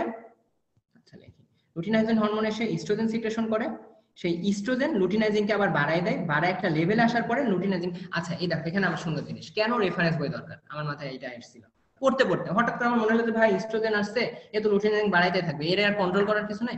গাইডলাইন এখানে আমি পড়তেছিলাম, শুরুর দিকে পড়তে পড়তে মাথায় কোশ্চেন আসছে, এইখানে যখন লেখা ছিল তখন হঠাৎ করে দেখো এরকম লেখা আছে, eventually LH reaches an appropriate concentration and typical negative feedback control hormone secretion then exerted। মানে কি হচ্ছে, লুটিনাইজিং হরমোনের পজিটিভ ফিডব্যাক আজীবন চলে এমন না, একটা নির্দিষ্ট কনসেন্ট্রেশন পর্যন্ত luteinising hormone positive feedback call করে, যখন ওই কনসেন্ট্রেশন রিচ হয়ে যায় এও নেগেটিভ ফিডব্যাক দিয়ে আবার লুটিনাইজিং হরমোনকে মেইনটেইন করে। অ্যাকচুয়ালি লুটিনাইজিং হরমোন পজিটিভ ফিডব্যাকের এক্সাম্পল এমন না, এলিস সার্চ যেটা বলে মানে প্রাইমারিলি এলিস বাড়া, এটা হচ্ছে পজিটিভ ফিডব্যাক, কিন্তু শেষ পর্যন্ত একেও নেগেটিভ ফিডব্যাক দিয়ে কন্ট্রোল করতে হয়। এই কোশ্চেন আসবে, এই কোশ্চেন গাইডে তুমি অ্যান্সার পাবা না। হ্যাঁ, এই কোশ্চেন তোমার মাথায় আসবে, তুমি ভাববা যে মনে হয় তাহলে এলিসা এরকম বাড়তে থাকে, কি করে যেন হুট করে কমে যায়, কিন্তু তুমি যখন এটা পড়বা তখন এই এক্সাম্পল চলে আসবে। হ্যাঁ, যাই হোক, তো আছে কিছু মজা আছে, তোমাকে প্রচুর মানুষ মোটিভেট করবে যে টেক্সট বইয়ের আসলে কোনো দরকার নেই। আমি গতকালকেও 2টা ক্লাস করলাম, ফার্মাকোলজির ক্লাস করলাম, প্যাথোলজি মাইক্রোবায়োলজি ক্লাস করলাম, 2 স্যারই এসে গাইডের প্রতি তাদের এত বিদ্বেষ, আমার মনে হলো যে এদেরকে কেউ টাকা দিছে, এনাদেরকে কেউ টাকা দিয়ে গাইডের নিন্দা করতে পারে, এরকম মনে হচ্ছে।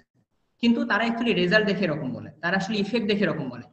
গাইড পড়ুয়া ডাক্তারদের ইফেক্ট আসলে ওয়ার্ডে গেলে বোঝা যায়। ঠিক আছে, ইন্ট্রাক্রেনিয়াল প্রেসার বাড়লে তোমার হচ্ছে, যাই হোক ওটা অনেক মানে একটু বড় ক্লিনিক্যালি, আমরা আপাতত স্কিপ করি, পরে বলবো কখনো। ঠিক আছে, এবার আসো, তাহলে আমরা বুঝলাম যে নেগেটিভ ফিডব্যাক পজিটিভ ফিডব্যাক দিয়ে হরমোন কন্ট্রোল হয়, আর কন্ট্রোলের পরেও হরমোনের সাইক্লিক ভেরিয়েশন হয়, সাইক্লিক্যাল ভেরিয়েশন হয়, মানে অবশ্যই চেঞ্জ হচ্ছে, যেটা বললাম। হ্যাঁ, এদের মধ্যে রাখে নেগেটিভ ফিডব্যাক পজিটিভ ফিডব্যাক, এই একটা ফিজিওলজিক্যাল রেঞ্জের মধ্যে রাখে। রেঞ্জ কেন হচ্ছে তাহলে, কেন একটা ফিক্সড রাখছে না, 10 হয়ে যাচ্ছে, বাড়তে বাড়তে 10 হবে, 10 হলে আবার কমাই দিবে, আবার 10-এর থেকে বেশি হলে আবার কমাই দেবে, এরকম কেন করতেছে না? কারণ আমাদের চেঞ্জ হওয়া দরকার। একটা সুন্দর এক্সাম্পল বলি। হ্যাঁ, আমরা যখন রাত্রে ঘুমাই, ঘুমের ঘরে তো আর কেউ খাওয়া দাওয়া করো না, এখানে কি কেউ আসো যে ঘুমের ঘরে খাওয়া দাওয়া করো? এমন কেউ কি আসো?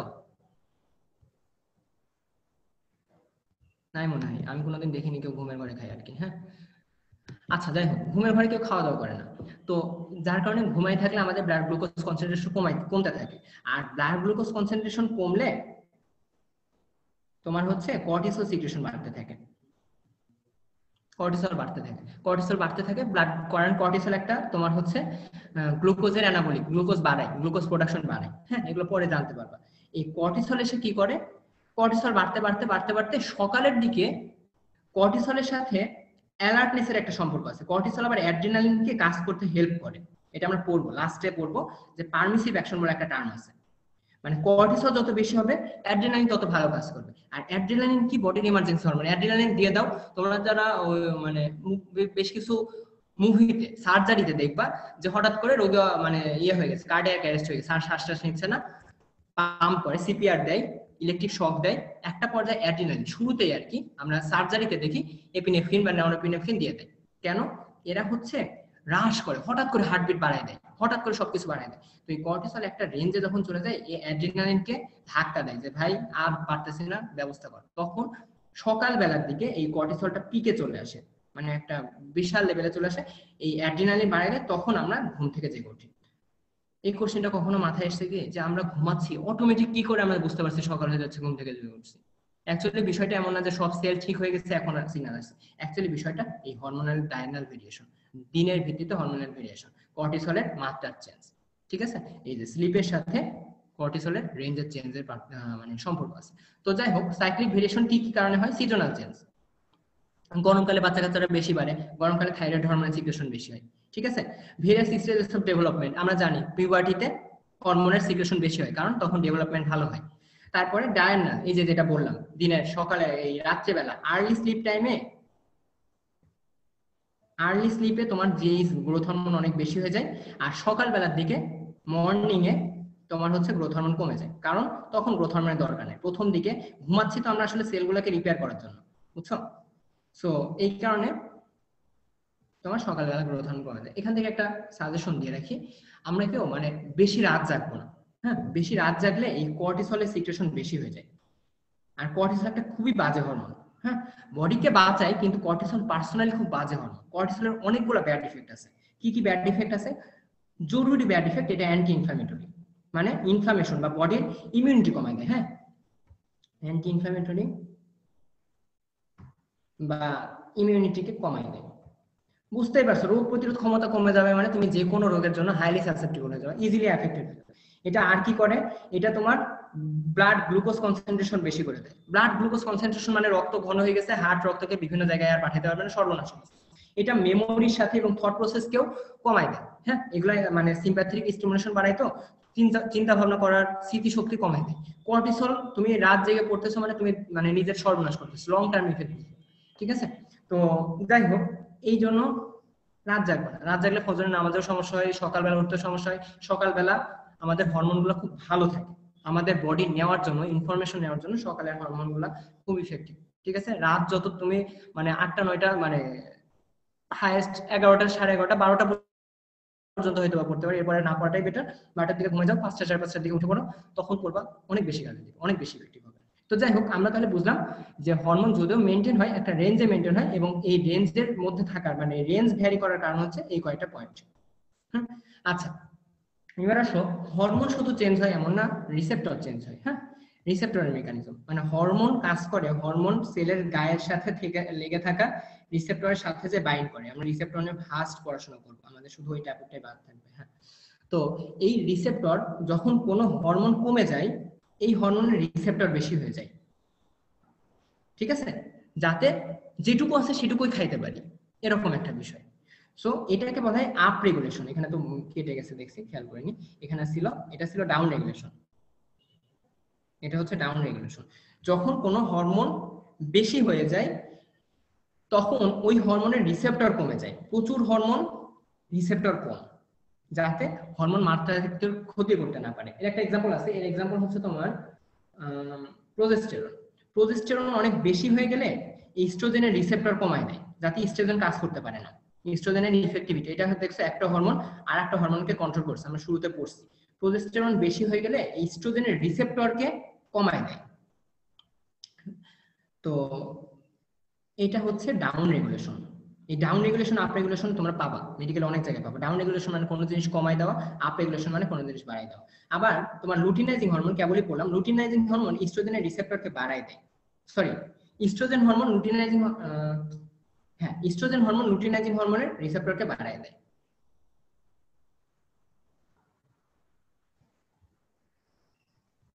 ঠিক আছে, এটাকে বলা হয় আপ রেগুলেশন। এলএস কে বাড়ায় না, এলএস এর রিসেপ্টর বাড়ায়। হ্যাঁ, আপ রেগুলেশন। এইভাবেও হরমোনের কাজকে, কনসেন্ট্রেশনকে বা হরমোনের ইফেক্টকে মেইনটেইন করা হয়, রেগুলেশন অফ দা রিসেপ্টর। ওকে, বহুত কিছু বললাম আমরা। হ্যাঁ, আমরা একটু রিক্যাপিচুলেট করি শুরু থেকে। মানে অনেক কথা বললে মনে হচ্ছে অনেক পড়ছি, আমি এর মধ্যে অনেক গল্প করছি, অনেক উল্টাপাল্টা কথা বলছি, এলোমেলো কথা বলছি। আসলে পড়া দেখো 5 মিনিটের। আমরা প্রথমে কি পড়ছি? আমরা প্রথমে পড়ছি যে হরমোনের ফাংশন, হরমোন আমাদের বডিতে সব কাজ করে। তারপর আমরা কি করছি, যে আমাদের বডিতে বেশ কিছু কেমিক্যাল মেসেঞ্জার্স আছে, যারা এই জায়গাগুলো থেকে সিক্রেশন হয়, এই জায়গায় যায়, এই কাজ করে। খুবই বেসিক জিনিস। মেইনলি নিউরোট্রান্সমিটার নিউরন থেকে সিক্রেশন হয়, পোস্টসিনাপটিক জাংশনে, পোস্টসিনাপটিক ক্লেফটে কাজ করে, অ্যাকশন করে। এন্ডোক্রাইন কি করে? গ্ল্যান্ড থেকে বা স্পেশালাইজড টিস্যু থেকে সিক্রেশন হয়, ব্লাডে মিশে যায়, টার্গেট অর্গানে কাজ করে। ঠিক আছে, এটা বললাম। তারপরে আমরা ছবি দেখলাম, ছবি দেখে সুন্দর মতো মজা পাইলাম। তারপরে আমরা নার্ভাস সিস্টেমের সাথে এন্ডোক্রাইন সিস্টেমের কিছু রিলেশন দেখলাম খুব মজা, যে নার্ভাস সিস্টেম আসলে আমাদের ফাস্ট কাজগুলোর জন্য লাগে, হরমোনাল সিস্টেমগুলো স্লো কাজে। নার্ভাস সিস্টেমকে কিছু সোমাটিক পাওয়ার দেওয়া হয়েছে, ইচ্ছা মতো আমরা নার্ভাস সিস্টেমে, যে আমি মাসেল নড়াচ্ছি, এখানে কিন্তু অ্যাসিটাইল করে নিউরোমাসকুলার জাংশন, ফার্স্ট জিপিতে পড়ছো, জেনারেল ফিজিওলজিতে পড়ছো, ওইটা কিন্তু নার্ভাস সিস্টেম। ঠিক আছে, এই কাজটা করার পারমিশন দিয়েছে, এই যে বল করার পারমিশন দিয়েছে। তো এটা পারমিশন দেওয়ার জন্য নার্ভাস সিস্টেমকে রাখা হয়েছে, আর হরমোনটা গ্রসলি সারা জীবন ধরে কন্ট্রোল মানে বডিকে মেইনটেইন করার জন্য রাখা হয়েছে। এবার আমরা ছবি দেখলাম, সুন্দরী ছবি একটা, এই ছবি থেকে পড়াশোনা করলাম, কি কি গ্ল্যান্ড আছে খুব জানলাম। এরপর আমরা চার্ট দেখলাম, চার্ট থেকে কিছু পড়িনি, আমরা বুঝলাম যে চার্ট পড়তে হবে, বুঝলেই হয়। কিছু জিনিস মানে না পড়ে জাস্ট জানলেই হয় যে পড়তে হবে, তাতেও কাজ দেয় যে এটা পড়তে হবে বলছিল। ওকে, এরপর আমরা কিছু হরমোনকে ভাগ করলাম, হ্যাঁ হ্যাঁ, এই বিভিন্ন ভাগে ভাগ করলাম, ভাগ করে কোথাকার হরমোনগুলা এই ক্লাসে, কোথাকার হরমোনগুলা এই ক্লাসে, এইভাবে দেখলাম। এবার তাদের স্ট্রাকচার দেখলাম। স্ট্রাকচার দেখতে অনেক বিটঘুটে হলো, আমরা বেসিক বুঝলাম যে এরা সবারই স্টেরয়েড নিউক্লিয়াস আছে, তাই এদেরকে বলা হয় স্টেরয়েড ডেরিভেটিভ। এদের সবারই ক্যাটেকোল জিনিস আছে, তাই এদেরকে বলা হয় ক্যাটেকোলামিন। এরপর আমরা হরমোন, প্রোটিন হরমোন কোথায় তৈরি হয়, কোথায় থাকে, খায় না কি করে, সবগুলো জিনিসপত্র, এদের মানে বাপদাদার পরিচয় জানলাম আর কি। আচ্ছা, তারপরে একটু ব্রেথ নেওয়ার কথা ছিল, কিন্তু আমি বললাম যে যেহেতু টাইম কম, আমরা একটু পরে নিঃশ্বাস নিচ্ছি। ঠিক আছে, তো এরপরে আমরা হরমোনের কন্ট্রোল করলাম, বহুত কিছু করছি। এবার একটু সবাই যারা আছে একটু লম্বা শ্বাস নাও। লম্বা শ্বাস নিলে কি হয়, অক্সিজেন মানে লাংসটা যখন ভালো মতো ইনফেক্ট করে, অক্সিজেন যখন ভালো মতো পাই, বডি কিছুটা রিফ্রেশ হয়। ঠিক আছে, কারণ এরপরে আমরা মূল জিনিসটা পড়বো। হ্যাঁ, মূল জিনিস পড়ার আগে একটা ছোট গল্প করি। গাইটনের নাম সবাই শুনছো, ঠিক আছে? গাইটন অ্যাকচুয়ালি ফিজিওলজিতে যাইতে চায়নি, গাইটন যদি এমডি করছে, গাইটনের ইচ্ছা ছিল অ্যাকচুয়ালি কার্ডিওভাস্কুলার সার্জন হওয়ার, বুঝছো? গাইটন একটা খুব মানে ইন্সপায়ারেটরি একটা ম্যান। গাইটনের ইচ্ছা ছিল সে কার্ডিওভাস্কুলার সার্জন হবে, হার্ট সার্জন হবে।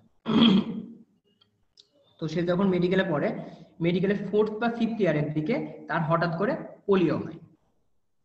এই পোলিও হওয়াতে তার, পোলিও হইলে কি হয় বলতে পারবা?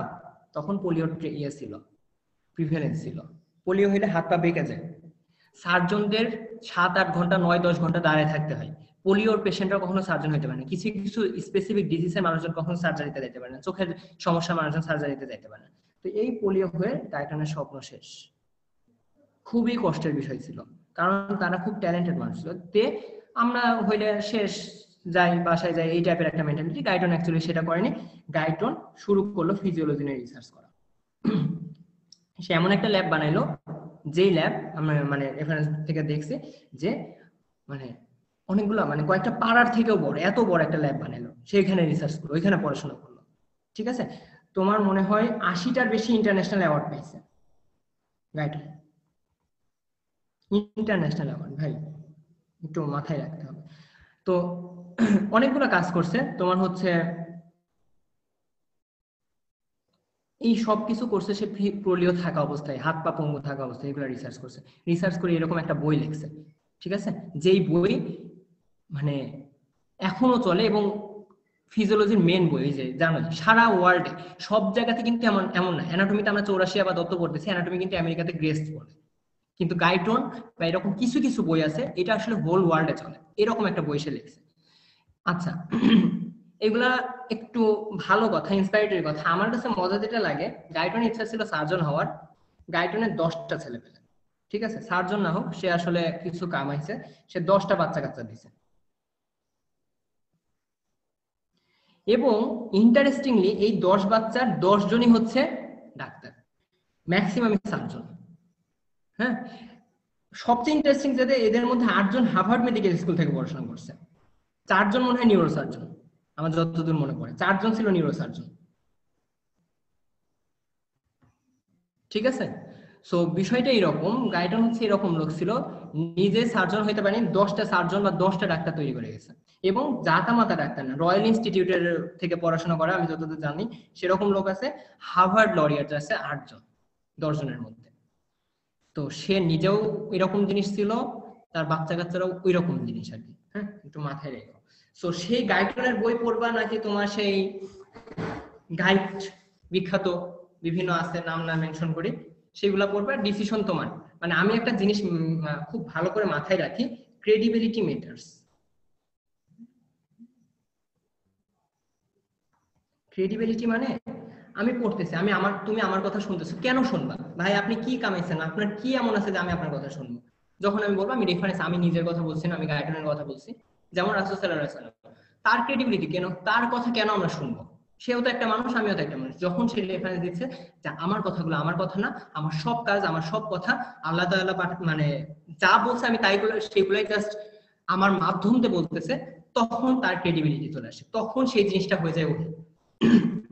তো গাইটনের ক্রেডিবিলিটি আছে ভাই, গাইটন যা মানে যে সে জিনিস না, তোমাকে গাইটনের কথা শুনতে হবে, ঠিক আছে? তো এখন ডিসিশন তোমার, সিদ্ধান্ত তুমি নিবা, ওই বই পড়বা নাকি কোনটা পড়বা আর কি। ওইগুলো আসলে বই না, হ্যাঁ, গাইডগুলো অ্যাকচুয়ালি বই না। তো এখন আমি যে আলোচনা করলাম না, তুমি গাইড থেকে রিলেট করলে বুঝতে পারবা অনেকগুলো জিনিসপত্র আছে যেগুলো গাইডের ধারে কাছে নেই।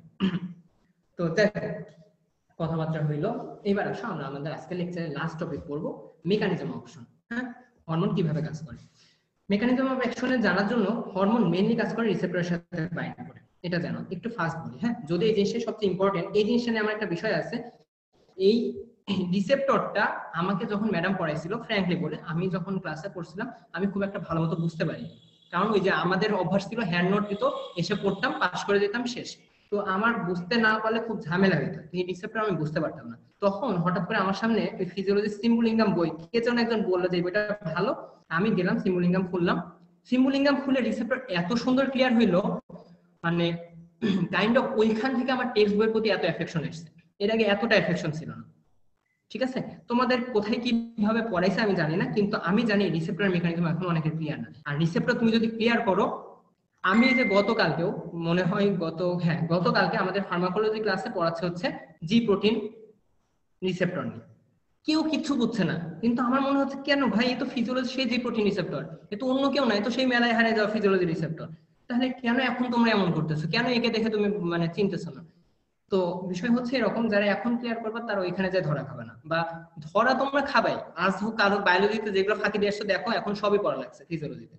যারা বায়োলজির সমন্বয় চ্যাপ্টার ইন্টারে বাদে রাখছো, নার্ভাস সিস্টেম দিয়ে ধুয়ে দিবে, একটা পুরা টার্ম হচ্ছে নার্ভাস সিস্টেম বেস করে। তো ধরা খাবাই, আজকে বোঝো বা কালকে বোঝো, বোঝা লাগবে। হ্যাঁ, তো যাই হোক, রিসেপ্টরতে কাজ করে তিন ধরনের রিসেপ্টর থাকে। কিছু রিসেপ্টর থাকে সেল মেমব্রেনের গায়ে, কিছু রিসেপ্টর থাকে সেলের সাইটোপ্লাজমের মধ্যে, আর কিছু রিসেপ্টর থাকে সেলের নিউক্লিয়াসের মধ্যে। ঠিক আছে, থাইরয়েড হরমোনের রিসেপ্টর গুলো সেলের নিউক্লিয়াসে থাকে, স্টেরয়েডের হরমোনের নিউক্লিয়াস গুলো সেলের সাইটোপ্লাজমে থাকে, এবং ম্যাক্সিমাম প্রোটিন পেপটাইড কেন থাকে? প্রোটিন পেপটাইড হচ্ছে হাইড্রোফিলিক, পানি আকর্ষী, এরা ওই বাইলিপিড সেল মেমব্রেনকে ক্রস করতে পারে না, এই জন্য এদের রিসেপ্টর থাকে হচ্ছে সেলের গায়ে। আর এরা যেহেতু লিপিড সলিউবল, এরা ইজিলি সেলকে ক্রস করে যায়, ভেতরে যায়, কোষের ভেতরে যায় রিসেপ্টরে, সেলের ভেতরে যায় রিসেপ্টরের সাথে বাইন্ড করে। ওকে, এখানে কেন জানি আমি ফাঁকা রাখছিলাম, আচ্ছা। তো হরমোন তিন চারটা মেকানিজমে কাজ করে, আমরা জরুরি যেহেতু টাইম শেষ, এখানে আরেকটু হয়তো বা পরে বলতাম, আমি তোমাদের ওই বুকমার্কিং দিয়ে দেবো, এখান থেকে দেখে নিও। তিন চারটা মেকানিজমে কাজ করে। একটা হচ্ছে আয়ন চ্যানেল, আয়ন চ্যানেলতে মেইনলি কাজ করে নিউরোট্রান্সমিটার, ঠিক আছে, যেটা আমরা ওই অ্যাসিটাইল কোলিন মেকানিজমে পড়ছিলাম। কিছু কিছু সামান্য কিছু হরমোন, ফিউ হরমোন কাজ করে হচ্ছে আয়ন চ্যানেল দিয়ে। যেহেতু ম্যাক্সিমাম হরমোন প্রোটিন পেপটাইড, তাই ম্যাক্সিমাম হরমোন কাজ করে সেকেন্ড মেসেঞ্জার সিস্টেম, আচ্ছা, জি প্রোটিন দিয়ে লিখি, জি প্রোটিন দিয়ে বা সেকেন্ড মেসেঞ্জার সিস্টেম দিয়ে। সেকেন্ড মেসেঞ্জার সিস্টেম নিয়ে আমরা ডিটেইলস পড়াশোনা করব, মানে 10 মিনিটে পড়বো কিন্তু ডিটেইলস পড়বো আর কি। আর তারপরে হচ্ছে কিছু হরমোন কাজ করে ওই যে সেলের ভেতরে সাইটোপ্লাজম অথবা নিউক্লিয়াসে রিসেপ্টরের সাথে বাইন্ড করে। আর কিছু হরমোন কাজ করে এনজাইম লিঙ্কড, এটা আমাদের লাগে না, হ্যাঁ, আমাদের লেভেলের জন্য এনজাইম লিঙ্কটা খুব বেশি লাগে না, আমাদের লেভেলের জন্য মেইনলি এই দুইটা লাগবে, এই দুইটাই আছে তোমাদের। জি প্রোটিন বা সেকেন্ড মেসেঞ্জার সিস্টেম, এটা নিয়ে একটু কথাবার্তা বলি। এখানে একটা সুন্দর ছবি দেওয়া আছে। জি প্রোটিন হচ্ছে, এটা দেখো, এই জিনিসটা হচ্ছে সেল মেমব্রেন, মানে লিপিড বাইলেয়ার, সেই লিপিড বাইলেয়ার, ঠিক আছে। আর এর গায়ের সাথে রিসেপ্টর থাকে, এই রিসেপ্টরের নাম হচ্ছে জি প্রোটিন। হ্যাঁ, জি প্রোটিনকে, জি প্রোটিনের মানে ডাক নাম হচ্ছে জি প্রোটিন, মানে পুরো নাম হচ্ছে ট্রাইমেরিক গুয়ানোসিন ট্রাইফসফেট প্রোটিন। অনেক বড় নাম তো, তাই মানে আমরা হচ্ছে একে আদর করে জি প্রোটিন নামে ডাকি, গুয়ানোসিন ট্রাইফসফেট। আচ্ছা, প্রাইমেরিক কেন? দেখো, জি প্রোটিনের গায়ের সাথে তিনটা কম্পাউন্ড লেগে আছে, মানে কম্পাউন্ড লেগে আছে, আলফা, বিটা এবং গামা, সাব ইউনিট লেগে আছে, হ্যাঁ, এটাকে সাব ইউনিট বলে। তো এরা তিনজন একসাথে থাকে, এই জন্য এদেরকে বলে ট্রাইমেরিক। এবং এর সাথে জিডিপি লেগে থাকে। আর এইখানে জি প্রোটিনের নিজের জিটিপিএস নামে এনজাইম আছে, জিটিপিএস অ্যাক্টিভিটি আছে। একদম ভালো করে বলবো, আমি লিখবো না এখানে, এটা আমি তোমাদের ছবি দিয়ে দেবো। এটা আসলে বিআরএস এ ভালো করে আছে, সিম্বলিঙ্গামে আছে, যে কোনো এক জায়গা থেকে পড়তে পারো। গাইটনে অনেক বড় করে লেখা আছে, গাইটন পড়বা, গাইটন একবার দুইবার রিডিং দিলে অনেকটা ক্লিয়ার হবে, কিন্তু পরীক্ষায় পাস করার জন্য আমরা বিআরএস বা হচ্ছে তোমার সিম্বলিঙ্গাম দেখে মেকানিজমটা এখানে সুন্দর করে আছে। ওকে, তো যাই হোক, দেখো, রিসেপ্টরের সাথে হরমোন বাইন্ড করবে, বাইন্ড করে এই যখনই বাইন্ড করবে এই জিটিপিএস, এই জিটিপি কে বানাই দিবে হচ্ছে জিটিপি, জিডিপি কে বানাই দিবে হচ্ছে জিটিপি। জিটিপি কে বানাই দেওয়ার পরে এইবার এই জিটিপি কি করবে, অ্যাডিনাইল সাইক্লেজ নামে একটা এনজাইমকে অ্যাক্টিভ করবে। সেই মানে এখানে সুন্দর করে ফ্লো চার্টে দেওয়া আছে, এই ছবিটা গাইডনে নাই দেখে এটা আমি সিমুলিঙ্গাম থেকে নিয়েছি, মানে গাইডনের ছবিটা একটু খাপ ছাড়া, কেমন যায়, ক্লিয়ার না। তো যাই হোক, অ্যাডিনাইল সাইক্লেজ এটিপি কে সাইক্লিক এমপি তে কনভার্ট করবে, আর সাইক্লিক এমপি প্রোটিন কাইনেজ নামে একটা এনজাইমকে অ্যাক্টিভ করবে। তাহলে জি প্রোটিনের সাথে হরমোন লাগলে বেশ কয়েকটা ক্যাসকেড অফ এনজাইম মানে রিঅ্যাকশন চালু হয়ে যায়। হ্যাঁ, একটা জি প্রোটিন লাগে এরকম 10টা 10 মানে 100টা অ্যাডিনাইল সাইক্লেজকে অ্যাক্টিভ করে, প্রত্যেকটা আবার 100টা এটিপি কে 100টা সাইক্লিক এমপি তৈরি করে, প্রত্যেকটা সাইক্লিক এমপি আবার তোমার কয়েক লাখ প্রোটিন কাইনেজকে, এইভাবে মানে একটা মলিকিউল জাস্ট কয়েক লাখ প্রোটিন কাইনেজকে অ্যাক্টিভ করে, কয়েক লাখ রিঅ্যাকশনকে কন্ট্রোল করে, একটা সিঙ্গেল মলিকিউল। আচ্ছা, প্রোটিন কাইনেজ, একটা জিনিস মাথায় রাখবা, আমাদের যে কোনো জিনিস অ্যাক্টিভ হওয়ার জন্য তার সাথে ফসফেট যোগ হইতে হয়। ফসফোরাইলেশন হয়ে গেলে জিনিসটা অনেকটা অ্যাক্টিভ হয়। তোমরা ওই যে সালোকসংশ্লেষণে আলোক নির্ভর পর্যায়ে করছিলে ওইখানেও আছে। সো প্রোটিন কাইনেজ, তোমরা কি ইয়ে পড়ছো, মেটাবলিজম পড়ছো না? মেটাবলিজমে টিসিএস সাইকেলে দেখবা যে এনজাইমগুলো কাইনেজ এনজাইম আছে, এরা সবাই আসলে ফসফেট যুক্ত করে।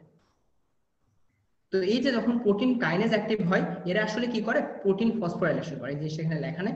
আর প্রোটিন ফসফোরাইলেশন হইলেই প্রচুর অ্যাকশন হয়। তাহলে জি প্রোটিন এইভাবে অ্যাকশন করে। জি প্রোটিনের গায়ে যখন হরমোন লাগে, সেখান থেকে এই সাব ইউনিট থেকে এরা ডাইমার হয়ে থাকে বিটা গামা এবং আলফা আলাদা হয়ে যায়, জিটিপি তৈরি করে, সেই জিটিপি অ্যাডিনাইল সাইক্লেসকে অ্যাক্টিভ করে। আচ্ছা, এটা হচ্ছে আমরা বলে নিই, অ্যাডিনাইল সাইক্লেসকে অ্যাক্টিভ করে, সে হচ্ছে এটিপি কে সাইক্লিক এমপি করে, তারপরে সে প্রোটিন কাইনেজ অ্যাক্টিভ করে, সেল রেসপন্স হয়। তো দেখো এখানে আসলে জি প্রোটিন কাকে অ্যাক্টিভ করছে, অ্যাডিনাইল সাইক্লেস বা সাইক্লিক এমপি কে। হরমোন কিন্তু ডিরেক্টলি কোষে যায় বলছে না যে ভাই আপনি রেসপন্স করেন, হরমোন এই পর্যন্ত এসে থেমে যাচ্ছে, হরমোন ইনফরমেশন নিয়ে এসে সেলের গায়ে এসে থেমে যাচ্ছে। এই জন্য হরমোনকে বলা হয়, এদেরকে বলা হয় ফার্স্ট মেসেঞ্জার, কারণ এরা প্রথম এসে পিটুইটারি থেকে কোষের গা পর্যন্ত নিয়ে এসেছে। কিন্তু কোষের গায়ে জিটিপি কে যখন খবর দিয়ে দিল, জিটিপি খবরটা পাঠিয়ে দেয় সাইক্লিক এমপি কে। সবাই সাইক্লিক এমপি না, কিছু কিছু জায়গায় অন্য কিছু আসে, যাই হোক সাইক্লিক এমপি বাকি কাজ করে, তাই সাইক্লিক এমপি কে বলা হয় সেকেন্ড মেসেঞ্জার।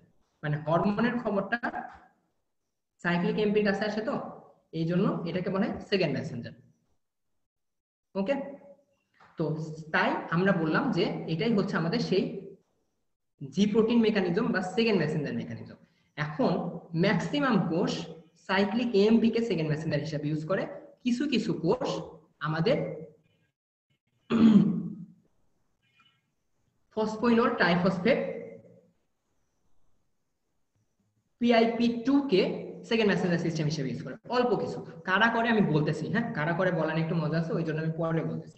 যাই হোক, ফসফিনল ডাইফসফেট কে ইয়ে করে, অর্থাৎ এই একই কথা, জি প্রোটিন এর গায়ে লাগবে রিসেপ্টর, কিন্তু আগে যারা অ্যাডিনাইল সাইক্লেস কে অ্যাক্টিভ করতেছিল, এখানে জাস্ট অ্যাক্টিভ হবে ফসফোলাইপেজ সি, অন্য একটা এনজাইম। সে PIP2 কে ভেঙে ইনোসিটো ট্রাইফসফেট আর ডায়াসাইল গ্লিসারল নে পরিণত করবে। ইনোসিটো ট্রাইফসফেট সেলের কি করবে, ইনোসিটো ট্রাইফসফেট এন্ডোপ্লাজমিক রেটিকুলামের মধ্যে ক্যালসিয়াম থাকে, ক্যালসিয়ামকে বের করে দেয়। কোষে যখন ক্যালসিয়াম বেশি হয়, ওই মাসেল কন্ট্রাক্ট করে। হাইপার ক্যালসিয়ামিয়াতে টিটানি হয় যখন কারো ব্লাড, এটা তো পড়ছো বায়োকেমিস্ট্রিতে, হাইপার ক্যালসিয়ামিয়াতে মাসকুলার স্পাজম হয়, মাসেল একদম শক্ত হয়ে থাকে, কারণ ক্যালসিয়াম যখন সেলে বাড়ে সে কন্ট্রাকশন করে থাকে। তো যাই হোক, আর ডিএজেও কি করে, ওই যে প্রোটিন কাইনেজকে অ্যাক্টিভ করে দেয়। আর প্রোটিন কাইনেজ দেখো প্রোটিনকে কি বানাচ্ছে, প্রোটিনের সাথে ফসফেট লাগাই দিচ্ছে, যেটাকে আমরা প্রোটিন ফসফোরাইলেশন বললাম। এই ছবিটা গাইডনে খুব সুন্দর আছে, হ্যাঁ এখানে অন্য একটা বইয়ের ছবি আর কি, দরকার নেই, এটা আমি ভাবছিলাম এই জিনিসটা নাই, খেয়াল করিনি আর কি। যাই হোক, প্রোটিন ফসফেট সেল রেসপন্স করে, হয় মাসকুলার কন্ট্রাকশন হয় অথবা এইভাবে সেল রেসপন্স হয়। আমি জানি এই জিনিসটা নিয়ে একটু মানে শেষের দিকে হয়ে গেছে, তো এই কারণে একটু ফাস্ট আগাচ্ছে, যদি কারো বুঝতে সমস্যা হয়। আচ্ছা, গাইডনে জিটিপি ছিল না, এখানে একটু গাইটনের জিটিপি ছিল না বলতে একটু দেখাই, গাইটনের জিটিপি কোথায় ছিল না, কে বলছে জিটিপি ছিল না? দেখো আমি তোমাকে দেখাই যে গাইটনের জিটিপি, ঠিক আছে, গাইটনের জিটিপি আছে। আচ্ছা, আরেকবার বলবো আমি, টোটাল জিনিস একটু মানে রিপিট করবো, কারণ অ্যাকচুয়ালি দিন শেষে এটাই সবচেয়ে ইম্পর্টেন্ট, হরমোন কিভাবে কাজ করে, প্রত্যেকটা হরমোনে আমাদের আলাদা করে লাগবে, ঠিক আছে।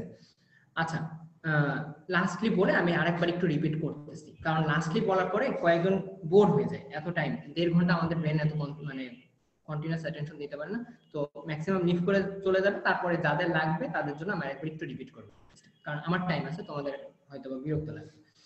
তো যাই হোক, তাহলে আমরা বুঝতে পারলাম যে কিছু হরমোন কি করে, যে প্রোটিনের গায়ে লাগে সেই ক্ষেত্রে ওই কোষে যে প্রোটিনটা ফসফোলাইপেজ সি কে অ্যাক্টিভ করে, একটা এনজাইম, সেই এনজাইম ওই সেল মেমব্রেন থাকা PIP2 কে ভেঙে IP3 এবং DHA তে কনভার্ট করে। IP3 কি করে, সেলে ক্যালসিয়াম বাড়ায় দেয়। এখন বলবা যে ভাই ক্যালসিয়াম বাড়াইলে মাসকুলার কন্ট্রাকশন করে লাভ কি? অ্যাকশন তো মাসকুলার কন্ট্রাকশন। আমরা দুনিয়াতে শুধু আমাদের মানে মানুষের বডি দুনিয়াতে শুধু দুইটা কাজ পারে, হয় কোন একটা জিনিস চাপ দিয়ে সিক্রেশন করতে পারে অথবা কন্ট্রাকশন, আমরা অন্য কিছু পারি না, ঠিক আছে। আমরা এই যে দেখতেছি, চোখ নড়াচ্ছি, কন্ট্রাকশন, কথা বলতেছি, মুখ নড়াচ্ছি, লাংসের ইন্টারকোস্টাল মাসেলগুলো কন্ট্রাক্ট করে লাংস থেকে বাতাস বের করছে, কন্ট্রাকশন, সব কাজই কন্ট্রাকশন। সো মাসকুলার কন্ট্রাকশন মানে অ্যাকশন, এটা একটু মাথায় নিয়ে নাও। কন্ট্রাকশন, ক্যালসিয়াম বেড়ে যাওয়া, কন্ট্রাকশন মানে মেনলি অ্যাকশন। আর তোমাদের এখানে দেওয়া আছে অ্যাকচুয়ালি 4 ধরনের কাজ হয়, আমি তোমাদের একটু দেখাই আসি, এটা সিম্বলিঙ্গামে বলা আছে, হ্যাঁ। আচ্ছা দেখো, যখন সাইক্লিক এমপি অ্যাক্টিভ হয়, এ এই কাজগুলা করে। কি কি করে? Mainly contraction or relaxation of muscle fibre অথবা অল্টারেশন অফ পারমিয়াবিলিটি। যেমন ইনসুলিনের কাজ কি? ইনসুলিন ব্লাড গ্লুকোজ কনসেন্ট্রেশন কমায়। কিভাবে কমায়? সেলের মধ্যে ঢুকায় দেয়। কিভাবে ঢুকায় দেয়? গ্লুকোজ ঢোকানোর জন্য একটা ক্যারিয়ার প্রোটিন লাগে, সেটা সেলের ভেতরে থাকে। যখন ইনসুলিন এসে সেলের গায়ে লাগে, এটা আমরা ইনসুলিনে পড়বো ভালো করে, আপাতত একটু গ্রসলি জেনে রাখো, যখন পরে সব ক্লিয়ার হয়ে যাবে, এখন যদি জেনে রাখতে পারো। ওই গ্লুকোজ ট্রান্সপোর্টারটাকে সাইটোপ্লাজমের সেলের মেমব্রেনের গায়ে লাগায়, তখন রাশ অ্যামাউন্টে গ্লুকোজ ঢোকে, তাহলে গ্লুকোজের পারমিয়াবিলিটি বাড়ায় দেয় সেলের, সোজা বাংলা কথাই। ঠিক আছে, গ্লুকোজের পারমিয়াবিলিটি বাড়ালে তো ব্লাড গ্লুকোজ কনসেন্ট্রেশন কমবে। তারপরে কি হয়? সিনথেসিস অফ সাবস্টেন্স, কিছু জিনিসপত্র তৈরি করতে পারে। Secretion are release of substance, যদি কন্ট্রাকশন করলে গ্ল্যান্ড থেকে জিনিসপত্র বের হয়, যেমন ওই যে থাইরয়েড স্টিমুলেটিং হরমোন এসে থাইরয়েড গ্ল্যান্ডকে কন্ট্রাকশন করে, তখন ওর থেকে ওর ভেতরে জিনিসপত্র থাকে T3 T4, গুলো রিলিজ হয়। আদার ফিজিওলজিক্যাল অ্যাক্টিভিটিস কাজ করে, মানে এই পাঁচটা জিনিসকে আমরা অ্যাকশন বলতে পারি, হরমোনের অ্যাকশন। ঠিক আছে, ওকে, যাই হোক, তাহলে এখন আর রিপিট করা লাগবে না, ক্লিয়ার করে ফেলছে, রিপিট করে ফেলছে আর কি। ঠিক আছে, এবার আসলে লাস্টলি একদম ফাইনাল, আমরা কিন্তু প্রোটিন আর পেপটাইডের যেটা বললাম, মানে এই মেথডটা আমাদের হয়ে গেল। এবার বাকি থাকলো হচ্ছে সাইটোপ্লাজম বা নিউক্লিয়াস হিসেবে। এটা একদমই সোজা কথা, কোন একটা হরমোন যেটা হয়তোবা লিপোফিলিক হরমোন। লিপোফিলিক হরমোন বলতে আসলে কাদেরকে বলা হচ্ছে? স্টেরয়েড অথবা থাইরয়েড। থাইরয়েডেরটা নিউক্লিয়াসে ডিরেক্ট চলে যায়, এই যে এটা হচ্ছে, দেখো, যারা নিউক্লিয়াসে ডিরেক্ট চলে যাচ্ছে, কই গেল? হ্যাঁ, এই দেখো, একটা নিউক্লিয়াসে ডিরেক্ট চলে যাচ্ছে, এটা অ্যাকচুয়ালি থাইরয়েড। আর সেলের গায়ে যারা লাগতেছে, সাইটোপ্লাজমের মধ্যে রিসেপ্টরের গায়ে লাগছে, এটা অ্যাকচুয়ালি স্টেরয়েড। ঠিক আছে, তো ঘটনা কি ঘটে? রিসেপ্টর সেলের গায়ে লাগে, ঠিক আছে, হরমোন রিসেপ্টরের গায়ে লাগে, হরমোনটা অ্যাক্টিভেট হয়, এই নিউক্লিয়াসের ভেতরে যে ডিএনএ কে খুঁচা মারে, ভাই রেপ্লিকেশন কর, ভাই রেপ্লিকেশন কর, এরকম খুঁচায়। রেপ্লিকেশন করলে কি হবে? ডিএনএ বেশি হবে। ডিএনএ বেশি হলে, রেপ্লিকেশন না, ট্রান্সক্রিপশন করলে কি হবে? ডিএনএ থেকে আরএনএ তৈরি হবে। আরএনএ তৈরি হলে লাভ কি? আরএনএ তো প্রোটিন তৈরি করে, তাই যত আরএনএ তত প্রোটিন। হ্যাঁ, যত খুঁচাখুচি তত ট্রান্সক্রিপশন, যত ট্রান্সক্রিপশন তত আরএনএ, যত আরএনএ তত ট্রান্সলেশন, যত ট্রান্সলেশন তত প্রোটিন। বুঝতেই পারছো? তাহলে এই খুঁচা এর অ্যাক্টিভ করে, সে যে এর অ্যাক্টিভ করে, intern as a result protein তৈরি হয়। আর প্রোটিন তৈরি হওয়া মানে অ্যাকশন। প্রোটিন তৈরি হলেই অ্যাকশন হবে, কাজ হবে, বডিতে কাজ হবে। তো কিছু আছে রিসেপ্টরটা সাইটোপ্লাজমে থাকে, আর কিছু আছে জাস্ট নিউক্লিয়াসের ভিতরে থাকে, আর কোনো প্যাচ নেই। ওকে, তাহলে আমরা বুঝতে পারলাম যে most of the hormone second Messenger system use করে। কিছু কিছু হরমোন সেলের ভেতরে থাকা রিসেপ্টরের গায়ে, যারা সেলের ভেতরে ঢুকতে পারে, পারমিশন পায়, এরা কিন্তু সেকেন্ড মেসেঞ্জার লাগছে না, কারণ এরা সরাসরি ইনফরমেশন, দেখো কোথায় চলে গেছে, একদম সেলের কন্ট্রোলার তো নিউক্লিয়াসের ভেতরেই চলে গেছে। মানে ওই যে কি বলবো, মন্ত্রীর পিএ টাইপের লোকজন, মন্ত্রীর ঘনিষ্ঠ মানুষ, ও মন্ত্রীর রুমে ডিরেক্ট চলে যায়।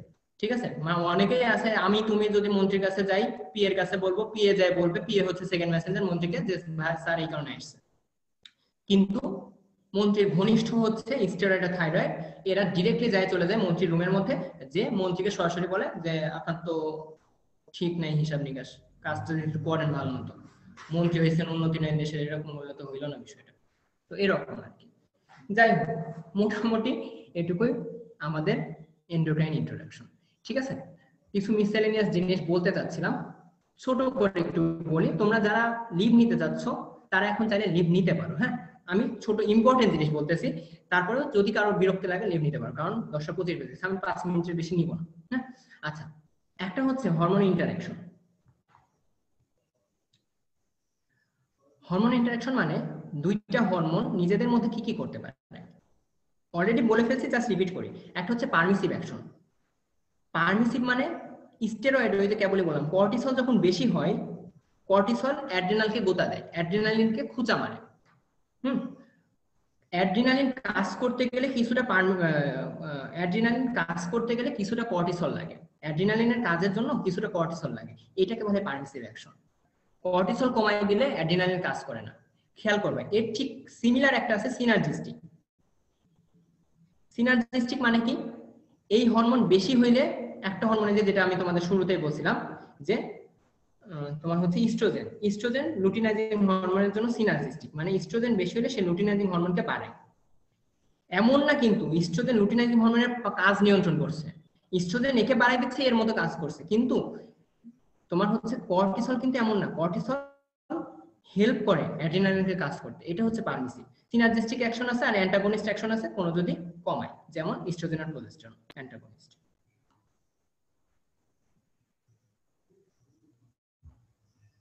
প্রজেস্টেরন এ কমায় দেয়। আর দুইটা ক্লিনিক্যাল কেস বলি, এস্ট্রোজেনকে প্রজেস্টেরনকে কমায় দেয়। আচ্ছা, আর দুইটা ক্লিনিক্যাল কেস বলি। প্রোটিনগুলো আমাদের স্টোমাকে ডাইজেস্ট হয়ে যায়, প্রোটিনগুলো আমাদের স্টোমাকে ডাইজেস্ট হয়ে যায়। ইনসুলিন কিভাবে দেয়? কারোর বাসায় কি ডায়াবেটিসের পেশেন্ট আছে যাদের ইনসুলিন নেওয়া লাগে? আছে কি মানুষজন? আচ্ছা আছে। ইনসুলিন কিভাবে দেয়? খায় নাকি ইনজেকশনে দেয়? ইনজেক্ট করে। ইনজেক্ট করে। কারণ হচ্ছে ইনসুলিন একটা পেপটাইড হরমোন, আর পেপটাইড হরমোন স্টোমাকে গেলে ডাইজেস্ট হয়ে যায়, প্রোটিন যেহেতু ডাইজেস্ট হয়ে যায়, এই জন্য এটা কখনো ওরালি দেওয়া যায় না, পেপটাইডকে কখনো ওরালি সাজেস্ট করে না। কিন্তু স্টেরয়েড বা থাইরয়েড হরমোন, কারোর বাসায় থাইরয়েডের মানুষ আছে? থাকে অনেকের, এখন বাড়ছে আর কি। এরা ওরালি খায় দেখবা, কারণ এরা হচ্ছে স্টেরয়েড বা ওই টাইপের জিনিস, তো এরা ইজিলি তোমার অ্যাবজর্ব হয়, মানে বডিতে ডাইজেস্ট হয়ে যায় না, হ্যাঁ জিআইটি। এটা একটা কথা। আর একটা জিনিস আমি তোমাদেরকে বলি, সেটা হচ্ছে কিছু জিনিসপত্র আছে, মিফাপ্রিস্টন নামে একটা ড্রাগ আছে, মানে এইভাবে জিনিসগুলো আমরা পড়বো ফার্মাকোলজি এই জিনিস নিয়ে। হ্যাঁ, আমরা ফিজিওলজি যত ভালো জানবো, ফার্মাকোলজি তত ভালো জানবো। কেন? এই যে একটু রিলেট করে দিচ্ছি, পরবর্তীতে অনেক জানবো। মিফাপ্রিস্টন ড্রাগটা কি করে? প্রোজেস্টেরনের রিসেপ্টরে যায় বসে থাকে। এটা মনে করো প্রোজেস্টেরন, আর এটা হচ্ছে আমাদের মিফাপ্রিস্টন। এ যখন এখানে যে বসে থাকে, প্রোজেস্টেরনের গায়ের সাথে যে রিসেপ্টরে যে বসে থাকে, প্রোজেস্টেরনকে আর ঢুকতে দেয় না, এ আসে আর বের হতে লাগতে পারে না। অ্যাজ এ রেজাল্ট কি হয়? অ্যাজ এ রেজাল্ট প্রোজেস্টেরন তার ফাংশন করতে পারে না। প্রোজেস্টেরনের ফাংশন কি? আমাদের যে জরায়ু আছে, জরায়ুতে এইভাবে আঁকানো যায় না, আছে এইভাবে আঁকায়, জরায়ুর গাকে ওই জাইগোটে ঢোকার জন্য, ইমপ্লান্ট করার জন্য প্রস্তুত করে। তো যখন প্রোজেস্টেরন আসবে না, তখন এই জরায়ুর গাটা চিকন হয়ে থাকবে, এর গায়ে জাইগোট এসে ঢুকতে পারবে না, ইমপ্লান্টেড ফিটাস এসে ঢুকতে পারবে না, তো এমব্রায়ো এসে ঢুকতে পারবে না। না ঢুকতে পারলে কি হবে? এটা বের হয়ে চলে যাবে। অ্যাবর্শনের জন্য ড্রাগ ইউজ করা হয় হচ্ছে মিফাপ্রিস্টন। বুঝতে পারছো মিফাপ্রিস্টন কেন ইউজ করা হয়? কারণ মিফাপ্রিস্টন প্রোজেস্টেরনকে তার কাজ করতে বাধা দেয়। সো হরমোনের অ্যাকশন এইভাবে। আচ্ছা, আমি এগুলো সবই বুকমার্কিং দিয়ে দিব, এগুলো আসলে এক্সট্রা নলেজ, ওই যে কিছু বইয়ে থাকে যেটা বললাম হাই ক্লিনিক্যাল ফিজিওলজি যে বিষয়, সেটাকে একটু রিলেট। তো যাই হোক, দিন শেষে এটুকুই হচ্ছে আমার মোটামুটি ইন্ট্রোডাকশন টু এন্ডোক্রাইন ফিজিওলজি। যেহেতু অনেক লং টার্ম, অ্যাকচুয়ালি বড় আইটেম তো একটু টাইম লাগে, তারপরে 1.5 ঘন্টার মধ্যে শেষ করছে আলহামদুলিল্লাহ। এখন যদি কারো কোশ্চেন থাকে তোমরা চাইলে আনমিউট করে বলতে পারো অথবা কমেন্টে বলতে পারো, কোশ্চেন সেশন। আর যারা লিভ নিতে চলে যেতে পারো, সমস্যা নেই। ধন্যবাদ। আসসালামু আলাইকুম। এখন আমি 5 মিনিট আরেকবার বলেন একটু, যদি কোশ্চেন থাকে কোশ্চেনের জন্য 5 মিনিট রাখছি, তারপর আমি মিটিং এন্ড করব। হ্যাঁ বলো, কি বলছো বুখারী? মিফাপ্রিস্টনের মেকানিজমটা আরেকবার বলেন। মিফাপ্রিস্টন যেটা করে, প্রোজেস্টেরনের, এটা হচ্ছে প্রোজেস্টেরনের রিসেপ্টর, প্রোজেস্টেরনের রিসেপ্টরে এসে বসে থাকে। বুঝতে পারছো? এটা হচ্ছে মিফাপ্রিস্টন। তাহলে এ যদি এখানে এসে বসে থাকে, প্রোজেস্টেরন কি করবে? দাঁড়াই থাকবে, বসতে পারবে না, তাই না? আর প্রোজেস্টেরন যদি রিসেপ্টরের গায়ে না বসতে পারে, প্রোজেস্টেরন কি তার কাজ করতে পারবে? না, পারবে না। প্রোজেস্টেরনের কাজ হচ্ছে ইউটেরাইন এন্ডোমেট্রিয়াম বা জরায়ুর প্রাচীরকে ফিটাস ঢোকার জন্য প্রস্তুত করা, সুন্দর করে প্রস্তুত করে। তো যখন প্রোজেস্টেরন কাজ করতে পারবে না, জরায়ুর প্রাচীর হয়ে থাকবে রাফ এন্ড টাফ, এই বাচ্চাকে অ্যাকসেপ্ট করবে না, তখন এই যে জাইগোটটা এসেছিল, এই জাইগোটটা জরায়ুর গায়ে বসে না বসে নিচে পড়ে যাবে, অ্যাবর্শন হয়ে যাবে। বুঝতে পারছো? ওকে, আর কারো কোনো কোশ্চেন?